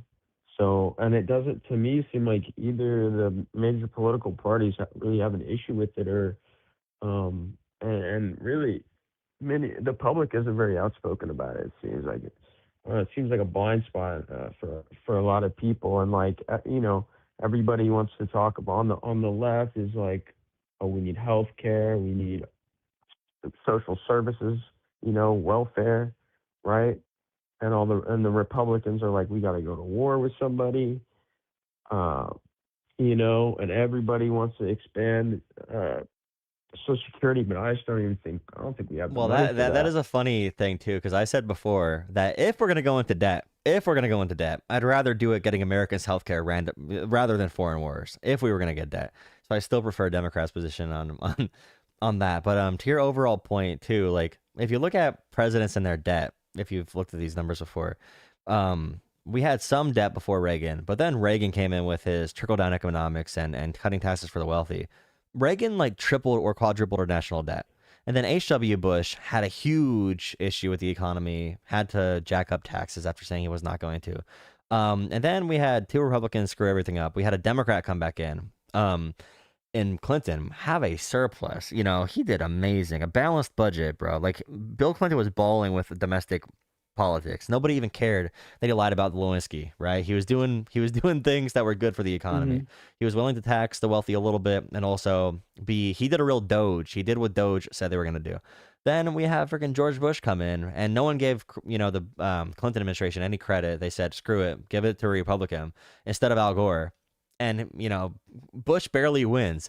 What does Bush do? Oh, he cuts corruption measures, like anti-corruption measures. He cuts financial regulations that end up leading to the financial Hmm. crisis. He starts all these Middle Eastern wars, and he wins a second Hmm. term based off the war fervor, most likely. Him and Dick That Cheney are just raking up money the whole yeah, time. and it's terrible, and they jack up the national debt. Then Obama comes in. Obama during his presidency decreases the national debt. Okay, it consistently decreases, and then we have a great economy coming into Trump. Trump, for no reason, does the tax cuts, and he increases spending as well. And we have a huge increase in debt under Trump's first term. That was before COVID, Hmm. and then COVID took that huge increase from Obama that Trump did, and freaking did the biggest increase in American history during COVID. Then Biden comes in. That's very high, and we're still under the Trump tax plan. It goes down under Biden. It was going down. We were on a trend of it going down again. Then Trump got in office. Here it goes up again. So like Republicans are terrible at managing anything about the economy. They always have been. And we could talk about freaking. I'll say one thing to even it out a little bit since the end of Jimmy Carter's presidency. All right, because Jimmy Carter with a Hmm. stagflation was terrible, but ever since Reagan, Republicans have been terrible managers of our economic system. Hmm. Oh, I You can mean, verify all these numbers too. yeah, no, I pretty much agree with you on that. All right, it was great talking with you, man. Hey, one closing question, if you don't mind, okay? Mm-hmm. What's your favorite album of Yo, music? I need more people to ask questions Hmm. like this. So I was definitely one of those children, one of those white boys who I wrote papers on Kendrick's "To Pimp a Butterfly." So I was one of Hmm. those people. I listened to like all rap. So when I was Okay. young, I loved when I was like 6 or 7. Don't say it. I didn't mean to say those two numbers, but I loved Linkin Park at first because I was around a lot of white cookouts Hmm. at the barbecues. Hmm. um, Hmm. and then I listened to I liked the Slim Shady LP, and I liked Recovery at the time. But then I ended up getting into like Kendrick and JID and all these different people, Jid and whoever else. But yeah, I like all rap, Hmm. but that's the general range of Good Kid, Mad City, all that kind of stuff is usually So what I if you listen got to to. narrow it down to one, what would it be? That's so hard for me to say nowadays. Yeah. I have to think about that. I'll do some introspection Because I listen to so many songs. And nowadays it's so hard too because people just have like playlists and everything. Mm-hmm. I still think To Pimp a Butterfly is probably the best album overall I listen to. But I Yeah, think Good Kid, Mad respect. I City is love to Pimp a probably Butterfly. Good Yeah. Kid, Mad City has better singles as well put into that album, and Mm-hmm. it has storytelling. And I have more Grand Theft Auto memories listening to those songs and Section 80 from Kendrick. Uh-huh. Yeah. Yeah, but good question. I have Drake to think voted about for that. Trump. Drake would Drake vote for voted Trump. for That is Trump. that is true. Peace out, brother. All right, have a good one, man. Appreciate it.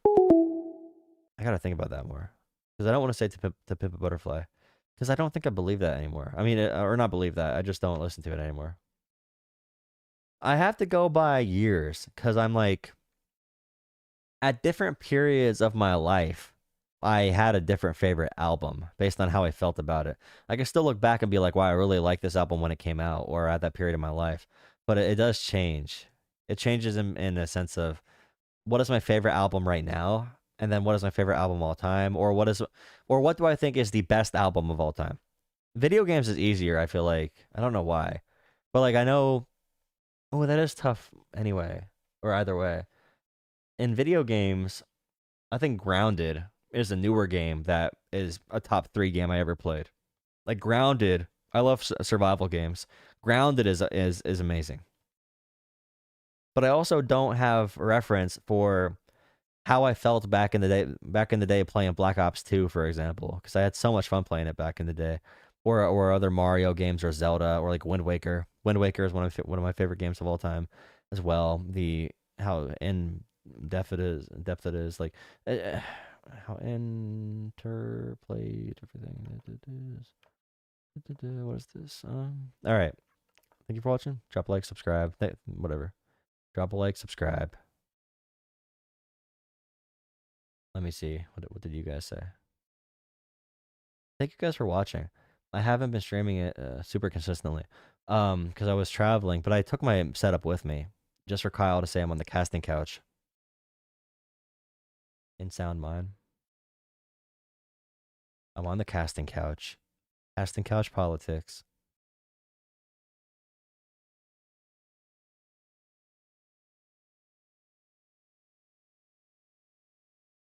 Cool. Oh wait, that's not my thing anymore. JD Vance couch. You're right. The casting couch.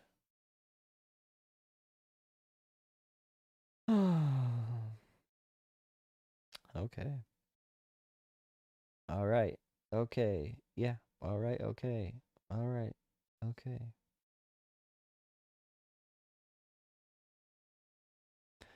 Pretty good stream. You just farted. Cool. I might call it for tonight, guys. I will say those are 2 of our better calls in a while. Those are 2 of our better calls in a while. I do like those calls. 2 good calls. I do feel I don't know how I feel about being aggressive in certain calls. Like that one guy genuinely did not know what he was talking about. And he kept on being like, I don't know. Kamala and Trump would have been the same on Iran. Why? She said don't. What was Kamala's quote on that? One second. I want to see what her quote was on that. Kamala, don't Iran quote.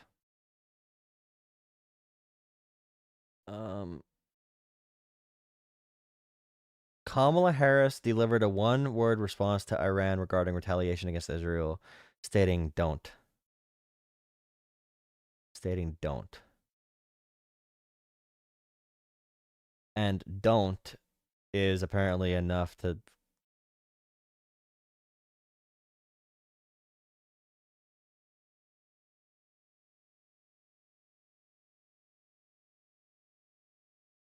apparently don't from Kamala Harris is enough to know that she's going to do all-out war with them. Boy. Crazy times we live in. No yelling wow, unusual, but great job. Thank you for watching. Appreciate you watching. What's happening here? I don't like yelling. I don't like yelling. Whoa! Wait, let me check my limiter real quick. I don't like this. It might need to... Is my audio good? My limiter might be a little too high. Wait, filters. I don't know how to do any of these filters anyway. I'm just kind of vibing it out. You know, vibing it out. Vibing. Oh. Oh, shit. Hello. Yo. Yo. Yo. Yo. Yo.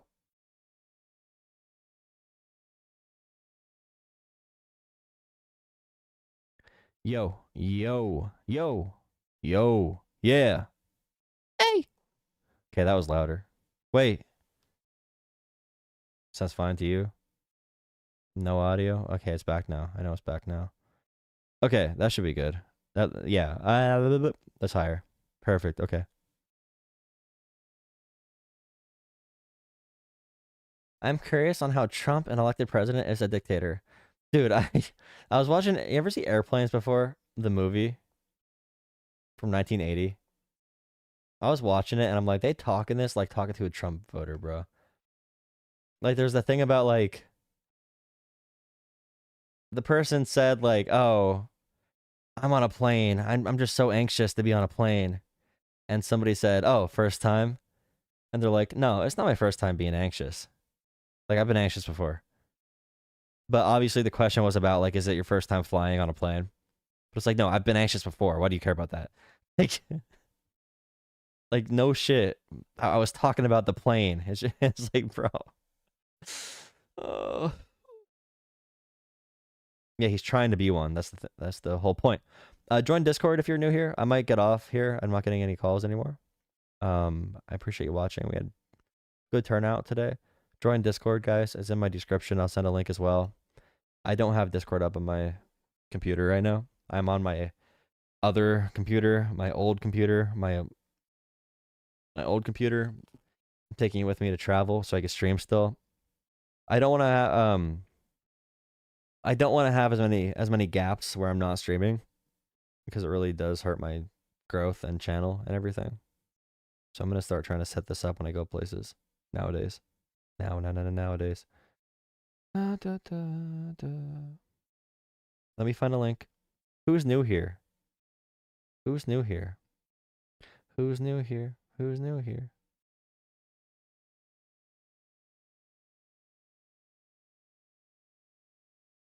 Who's new here?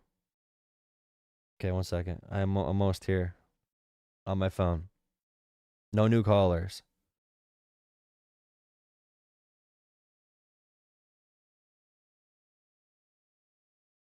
You can't say.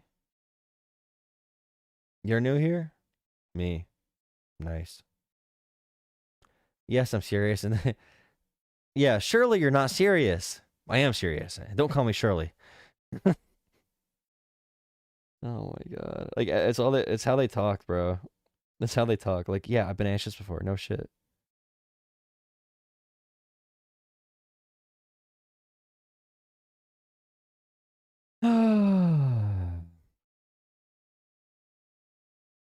I low-key like this setup better than I like the I like it better than I like being at my desk. It's more comfortable. I feel much better right now, lounging back instead of getting more in pain as I'm just like sitting up in my computer chair. Feels better. Most interesting reply. It seems as though this man lacks the intelligence to know what a dictator is. Well, you all have a lovely day. Ta-ta. Bro, what are you people, bro? Like, where did you come from, dude? Like, what? What? What, dude? Like, what are you talking about, bro?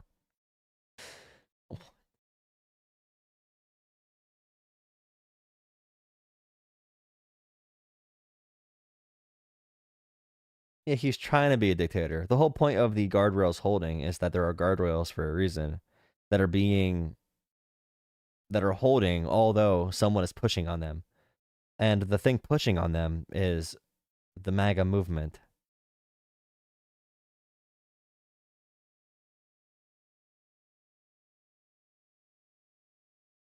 White House Correspondents' Dinner canceled.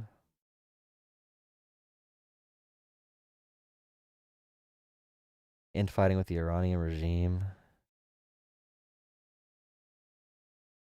Bring in Fox News contributor Kyron Skinner. She's also a senior advisor at the Heritage Foundation and was director of State Department policy planning. Bring in Fox News contributor Kyron Skinner. She's also a senior advisor at the Heritage Foundation and was director of State Department policy planning in the first Trump administration. Kyron, good to see you on this Saturday. What's happening, OBS? You say that there never has been a shadow war. Some people call this a shadow war with Iran. What do you mean by that? There's never been one, you say. Yeah, I've said that a number of times this year on air. We called for the 47-year conflict with Iran a shadow war. Bro, it's like whenever you hear somebody say 47 years, you know you're about to hear some shit, bro. 47 years. We've been fighting for 47 years. That's why we got to nuke the entire globe. We need to. I just went back. Bro, I keep on hitting the wrong button. Bring in Fox News contributor Kyron Skinner. She's also a senior advisor at the 47-year shadow war. You say that there never has been demons. A shadow war. Some people call this a shadow war with Iran. What do you mean by that? There's never been one, you say. Yeah, I've said that a number of times this year. When you call people names, you lose the debate. Okay, dumbass, jackass, idiot, fraud. Okay, buddy. Oh, no, I said one mean word. You voted for Trump, bro. You voted for Trump. Yeah, you don't like mean words in politics. Sure, dude. We called for the 47-year conflict with Iran. 47 a shadow years. War, a twilight war, something less than war. What we're seeing right now is the real deal. This has always been a war, a more traditional war with kinetic moments throughout the decades. And the naval blockade. Okay, what do you call a war that has kinetic sparks over the period of decades? Usually, especially after you have deals, diplomatic deals, you have different sanction programs, into place every now and then, sanction regimes. Like, there's many, I don't know, bro. You can have two countries fighting for a long time, having conflict, having different, tuffles here and there. And then you have different periods that are considered different sections of warfare. I think that's pretty obvious. I don't know. Of Iranian ports by the Trump administration, countered by We've been at war with the Soviet Union for 90 years. And their seizure of ships and menacing of ships, commercial and oil tankers in the region. Like, is that even the same government at that point? Just shows that this is real war. If it's one leader, maybe. And when you don't get the vocabulary right, you can't have the right strategy and doctrine. What President Trump has done is really flipped the script and told the truth, how difficult this is, and we're seeing it. Negotiating with whoever's in charge in Tehran is almost maybe you should have not impossible killed who's in charge. Because they dig in their heels, they make... Oh, yeah, so you killed everybody who wanted to negotiate, and you're surprised now that the people who you did not kill don't want to negotiate. Crazy. Commitments, and when you walk out of the room, they tear the piece of paper up. The way that we are now negotiating That's insane, bro. With the IRGC, if they're actually in control, is on the high seas. We've got to prevail there. Okay. How the hell can you even pretend to act like you're negotiating when you don't know who's in charge? What do you if you wanted to negotiate something, you could have negotiated it before doing all this bullshit, bro. And you would have gotten better. Iran right now is more emboldened than they would have been if we would have just pressured them and did what Obama was doing. But no, he's black, so MAGA hates him. To get them into a conference room. Yeah. That's what's at stake. You talk about, not knowing who's in charge in Iran, and apparently that's the reason that President Trump called his negotiating team home. Listen to this. But they weren't meeting with the leader of the country. Someone put a Bible verse in chat. Wow. They were meeting with other people. And I said, we're just not going to do it. They are fighting with each other. There's tremendous infighting. Never mind. They're probably fighting for leadership. In many cases, they're fighting for leadership, meaning the Iranians. If you don't know who's running the country, it's pretty hard to negotiate a peace deal. Right. It's not time to really negotiate a peace deal. It is time to prevail on the high seas. It is time to bring the Iranian economy further down the chute. And that, to me, will help settle this intractable problem. But the fact... Yeah, but if the Iranian economy... this idea is predicated on the idea... it's predicated on the idea that we have an idea of Iran being potentially, conceptually, strangled to a point where they call uncle and they stop blocking the Strait of Hormuz. But again, like, why would they ever stop? Like, why would they stop? The Iranian leaders, if they ever had an economic collapse, they can just kill everybody that revolts and has a revolution. Like, as long as the IRGC is happy and is able to maintain power, like, they don't care what happens to the civilians in Iran. Like, they can hold on for a long time. That there is a leadership crisis. And in one way, it can be seen as dangerous, and it is, when you've got a nation where it's not clear to the rest of the leaders in the world who to talk to, who to call on the phone. But the other part is that it could mean that the regime is crumbling under its own weight. And that plays into the hands of... Man, we're running this war on hopes and dreams, bro. This war machine, the Trump war machine's on hopes and dreams, bro. The millions of Iranians, good people in that country, but maybe they're collapsing. But maybe want to see freedom come to Iran and a new regime that represents the people. So this may happen on its own because we set the foundation along with Israel through the policies. Oh, thank you for mentioning it. Thank you. You have to mention the boss, bro. You got to bring up the boss in negotiations. You can't just be like, we are doing this for American. Nope. Israel through again, even our State Department's own website, their justification for what we're doing. They say we are doing this war at request of an ally, Israel, and for their defense. Like, the main reasons are all about Israel and their defense. Nothing on the Justice Department website, or not Justice, sorry. The State Department's website talks about American interests. We are doing this for Middle Eastern allies. Through the policies and the military actions and the resolve that we have demonstrated in this year alone, but also during President Trump's first year. Of course, the president has said many times that he would continue or resume the bombing campaign and get bridges and power plants and that kind of thing. So far, that hasn't really happened. Lieutenant General Keith Kellogg says he advocates a very aggressive posture, but not necessarily the one the president is talking about. Listen. You don't start bombing again necessarily because you're going to be hurting the Iranian people. But you take things for value. You take the islands and the strait. You have 2 Marine amphibious ready groups that can do it. I know there's risk. I know there's danger to that. I know people can get hurt. But you want to close this war out in a short period of time. So basically, we don't bomb the entire country because that'll be, really bad news for everybody. But his argument, which I made this statement before, which I'm not for Trump doing this. I think he should take the loss. He should take the L. He should probably take the L. Take the big fat L, all right? Declare victory somewhere, give up.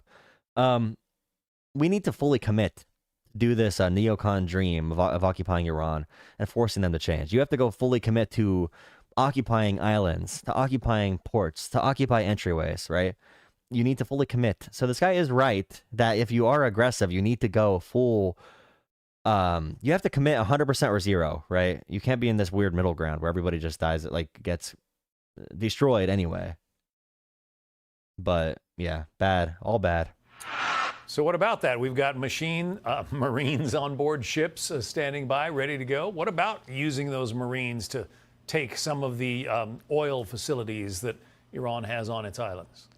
The war and kinetic conflict actually expose your strengths and weaknesses both on the diplomatic side and on the military side. I think what it's exposed here is that we have more military options at our disposal that don't include bombing infrastructure throughout the country. For example, we have new technology for unmanned minesweepers. that are highly effective. Wait, why was Trump begging the EU to help with Minesweepers then on Twitter, on Truth Social? Why was Trump begging if we have that technology already? Do we have that technology? Is it a concept? Like Trump's healthcare plan, a concept of technology? Like what?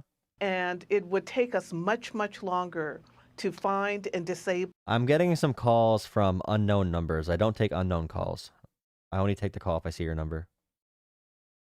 All of the mines that have been placed in the Persian Gulf and the Strait in particular by Iran under traditional means. And so I think we should use our technology to finish off what we're doing in the Strait of Hormuz, make the blockade something that disables the country in some profound ways before we advance to taking out infrastructure. I do agree with General Kellogg, a good friend and a highly respected colleague, that you don't want to harm the Iranian people. It's, you know, we're walking a tightrope here because this is not about hurting the people. Right. I think we will, in fact, see all kind of death if we take that step.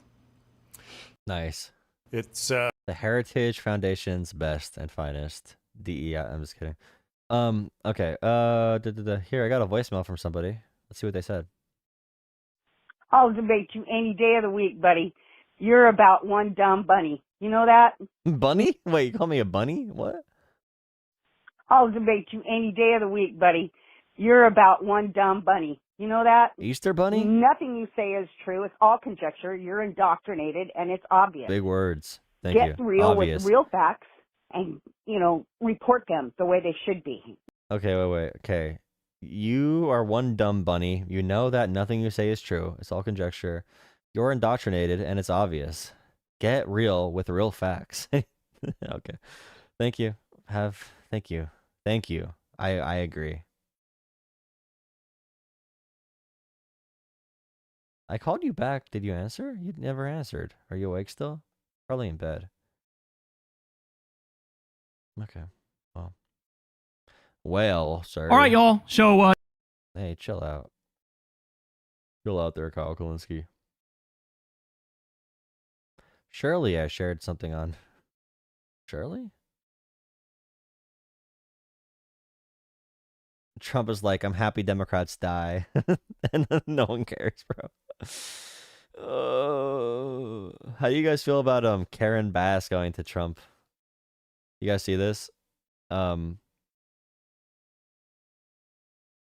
Crap. Wait.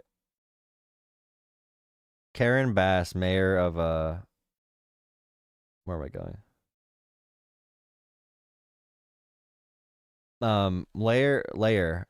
Mayor of Los Angeles, Karen Bass, went to the White House, and Trump is like, it's a great honor to meet with her. Only time he ever says something nice about anybody from California. And the reason is, she came to the king with items. She came with items, okay? She came with gifts to the king.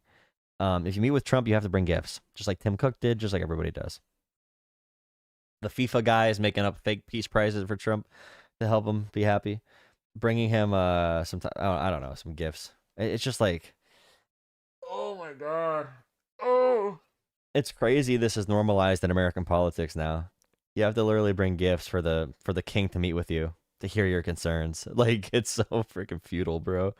Oh, it's gross. Makes your skin crawl. If you're any real American, your skin crawls if you're a real American, and you see that.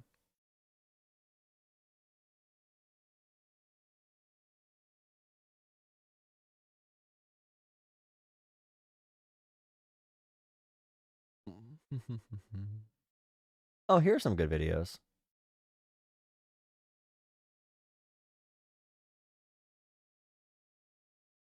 So, nice, okay.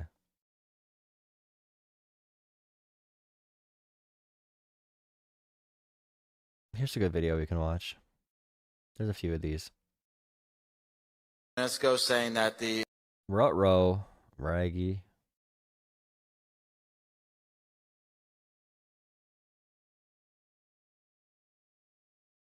Nice, okay. Turning Point USA is still doing events where they have student debaters and everything, but it's this tour where they have right-wing commentators, politicians, and whoever else come up and talk to audience members. And this one is really funny because the person is going to bring up some anti-Jewish conspiracy theories, and Vivek Ramaswamy in Ohio is already doing terribly with their voters because Republicans, they debate which conspiracies to believe in, and also they debate which minorities to hate, whether it's religious or ethnic or whatever it might be. So Republicans don't like Vivek because he's Indian and he defends Israel. So, and you're going to see that play out right here. That's the main reason why the Democrat in Ohio has a chance, other than Trump's terrible presidency and Republicans being exposed as frauds nationwide. The time. I know you responded to that girl. What's your name? Brandon. I know you responded to that girl a few minutes ago saying that the Israeli problem is more of like a fixation than a real question that you'd like to address. But I feel like you're being slightly disingenuous. I don't think I'm being disingenuous. No, I know. I just think you are. You're entitled to your opinion. What's your question? Go. About to get to that. Thank you.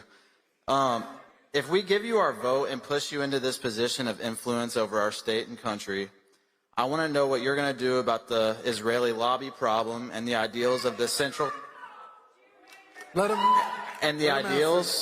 the central text of rabbinic Judaism called the Talmud.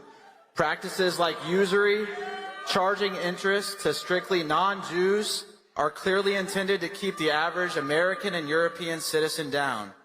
When the country It's just like if there's any protection policies in any group where it's like a black-owned bank or Jewish-owned or whatever it might be, if there's any attempts to help preserve something or protect something, and you can debate different extents to any of these policies, but like saying it's an attack on all Americans or all Europeans is so crazy. Like you're making just a statement about the Jews control these things and it's meant to attack us. It's attacking us. It's anti-white racism. It's anti-Catholic. It's anti-Christian.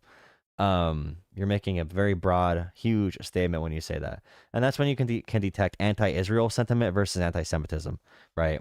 Because anti-Israel sentiment can be about their corruption, about the warmongering Israel does, versus anti-Semitism, which this guy is doing, where it's like these Jewish practices are meant to attack the true Westerners. Like, yeah. country that is our biggest ally practices and supports these ideas, it is important that I know the candidates I vote for will fight against these twisted ways that are meant to keep us down. I disagree with the premise of your question. That's my answer. Thank you. And this is an important point that related to the theme of my speech. At the end of the day, the problem of the one-time woke left was seeing yourself as a victim of what someone else did to you. Okay, we could debate U.S. foreign policy. I think there's a lot of room for healthy debate on the future of U.S. foreign policy, on U.S. military strategy, on how much money we're wasting in other causes that could be invested in better causes. Let's have that debate. But what I will not abide is the vilification or the mockery of anyone's faith. And I will tell you that. To pick on one faith, I'm not Jewish, but when it was It's really interesting, too, seeing Republicans who are part of minority groups. They seem to always be the more, like, colorblind right-wingers in general. So you might hear them talk about how their nationalism in America is not white nationalism, but they do believe that you need to acclimate, you have to become American, accept American culture, and assimilate to American culture. So they might be more about assimilation. So if you're a black conservative or a Indian conservative, or if you might be Christian, Muslim, if you want to talk about anything else really, if you speak a different language, whatever it might be, if you're from whatever country, you might be like, well, the main issue is not being born in America. It's about if you become American. It's very opportunistic and self-beneficial for people like Vivek to be very, to reject other people's, to be very anti-outsiders and minority groups. But then when it affects him about racism or about faith, then now it's, now we're drawing the line here. We're not gonna be disrespecting people, okay? But I did vote for Trump, and I think he is king and God. But we're not gonna disrespect people, like, disrespect them. We're not gonna do that. No. When it was the secular left mocking Christianity, I say the same thing. When it is someone else today mocking Judaism, I say the same thing. The mockery of anyone else's sincerely held faith is actually a mockery of faith itself, and that is un-American. Okay, we're a country where you get to practice your faith in an earnestly held way with freedom. That's what our founding fathers fought for. So if you want to have a rational debate about foreign policy, that's a complicated topic that's going to go in a lot of different directions. Okay, yeah, I did not want to say this because it would have been, I did not want to assume this, but he is, I believe he follows Hinduism, which is the third largest religion in the world. So, like, Ramaswamy, not being Christian, not being Jewish even, it's very self-serving for him to be like, all right, guys, we should be multicultural here, although we can't be like that anywhere else. Yeah, that's what I mean. But to sort of go in I would say, a vengeful attitude by quoting one religion, the Talmud, and airlifting a quote and saying somehow that's vilifying a group of people, I just don't think that's right. And I'm not being disingenuous when I say that. I'm being as genuine as I possibly can be. It's not right, and that's not something that I can endorse in my response to your question. Right. But I will close with this, Lawrence. I will close with this. Thank you. I think that's the final question we're going to take tonight. But the final thing I want to say to this Well, you did not really, I guess he said I disagree with the premise, but group is, at the end of the day, this country. You could also talk about, like, I don't know. I guess evading the question's better for Vivek at this point, but our own State Department has on their website, as of today or yesterday, that we are going to war with Iran to defend Israel. Like, that is the stated reason from our own State Department, from our military, from our foreign policy. So it's hard to reject that idea that we are doing it to serve that, interest. But the issue would be, like, do you want to debate them and be like, that's not Jewish influence. It's not about the religion. It's about the state of Israel, which Vivek does support the state of Israel. It's very hard for him to parse that. Like, oh, I support them. It's very hard to differentiate that from Vivek's position. It's much better for him to just, like, have it glide off his back and be like, well, I support everybody. So yeah, I mean, I can understand Vivek is very good at doing this. He is a scammer through and through. He scammed tons of people out of millions of dollars. Hundreds of millions of dollars in his life. So he's a big scammer with his fake pharmaceutical companies and all that kind of stuff. But yeah, thank you for watching. Please drop a like, subscribe, comment, whatever. Appreciate it. Let's watch some more TPUSA.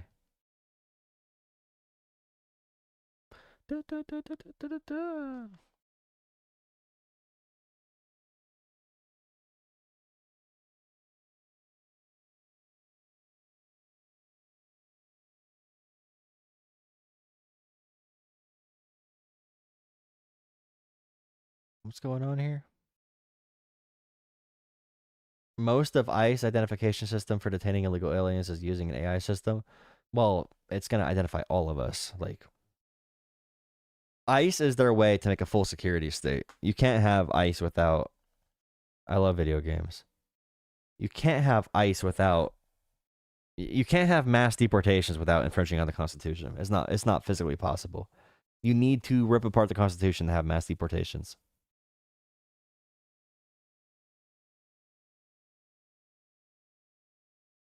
That's the only way to do that. Overrated game. Overrated. What's an overrated game right now? I think any sports game is overrated.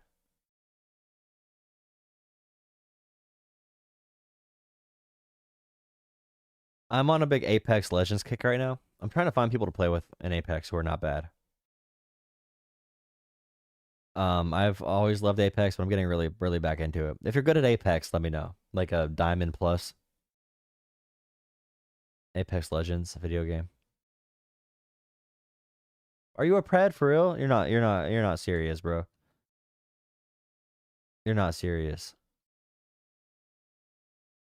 Bro, I need some carries. I'm good. I've been playing, and I'm going to bed, guys. I'm going to talk about random stuff. If you want politics, leave. I appreciate it. It is thick in here tonight. I've been playing a lot of Gibby. So I was playing on console, then I'm playing on PC, still using controller.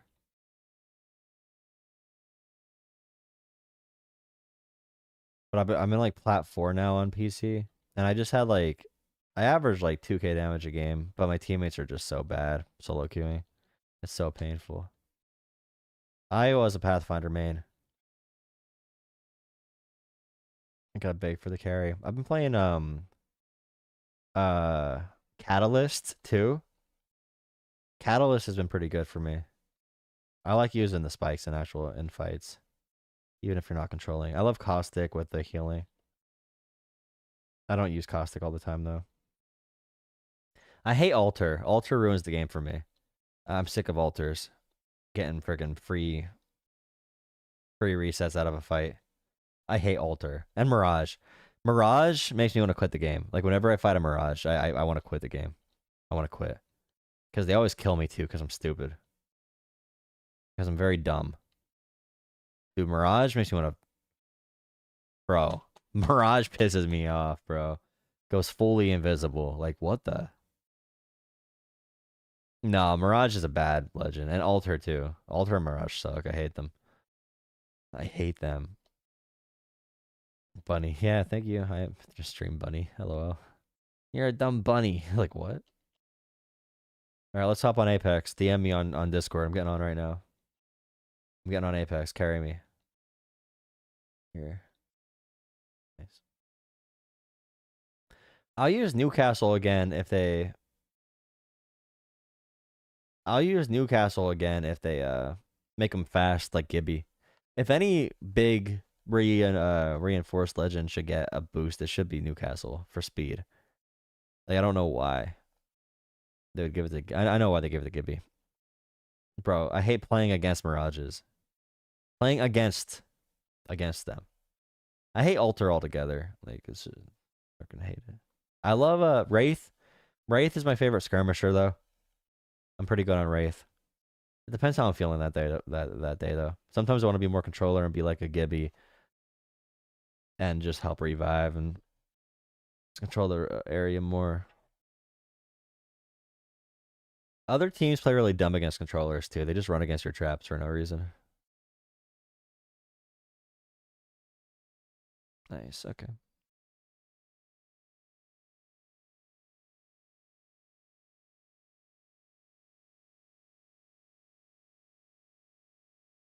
Watson, I'm not good enough at putting the traps down quick enough to defenses down quick enough. It takes too long for me. I'm just not good at it. Catalyst, I like the wall too. Having the wall to rotate is really nice, and for endgame. You're an Arc Raiders. What video games are you guys playing? Mad Maggie can blow up the Gibby bubble. I used to like Fuse. Who else? I used to play Valk because I was bad. Valk sucks too. I hate Valk. I love playing on Valk, but I no longer play on Valk. It makes me worse. Valk makes me play like a worse player.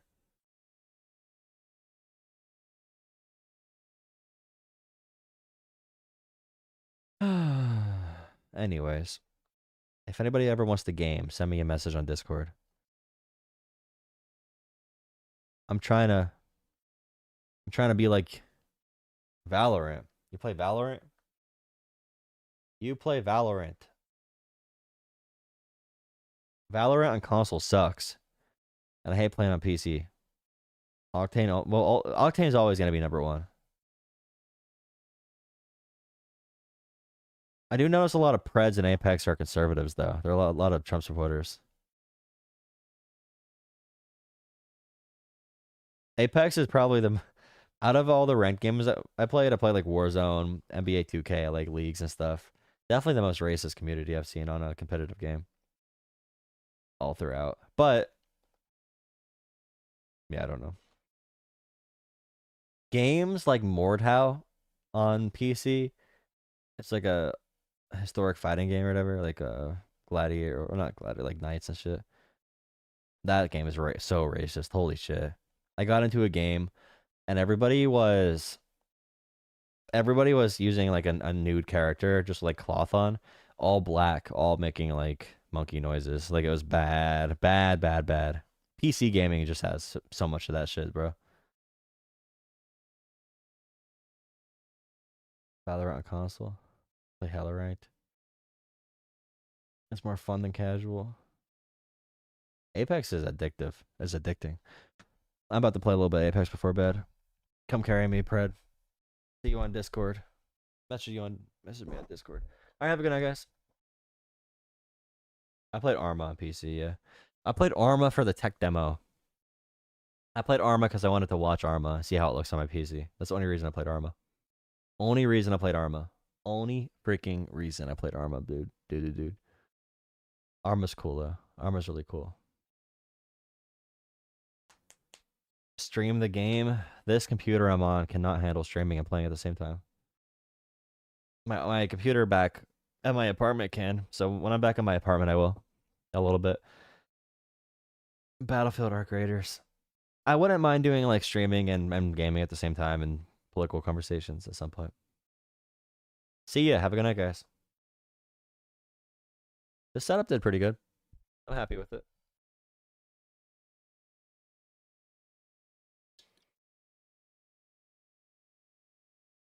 Marathon or Arc Raiders? Doesn't Hutch play or Hutch plays Marathon? I can't play games like that. I don't know why. I'm just not into it.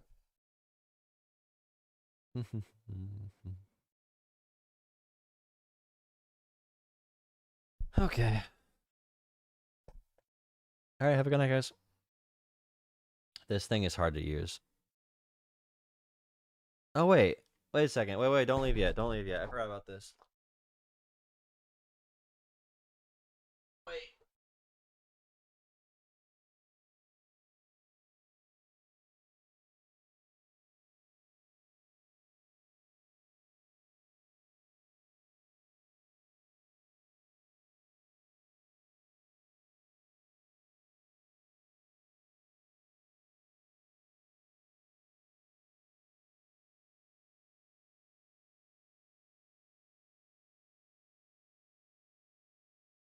Look.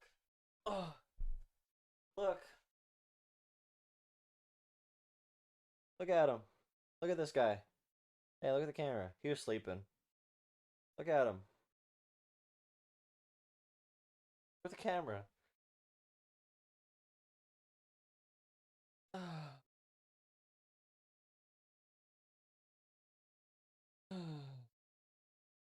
He wants me to go. He wants to go back to bed. He's mad I woke him up. Anyways.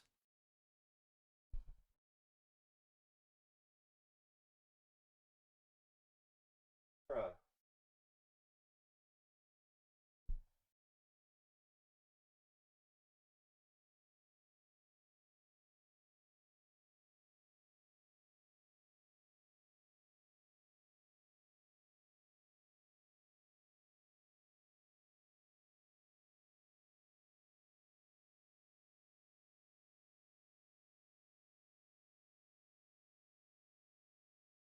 Oh.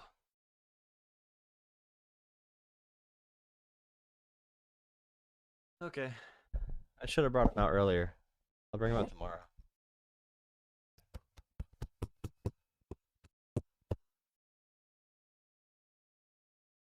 How much Trump has made from the stock market since the war? No, they don't care because they're cooks.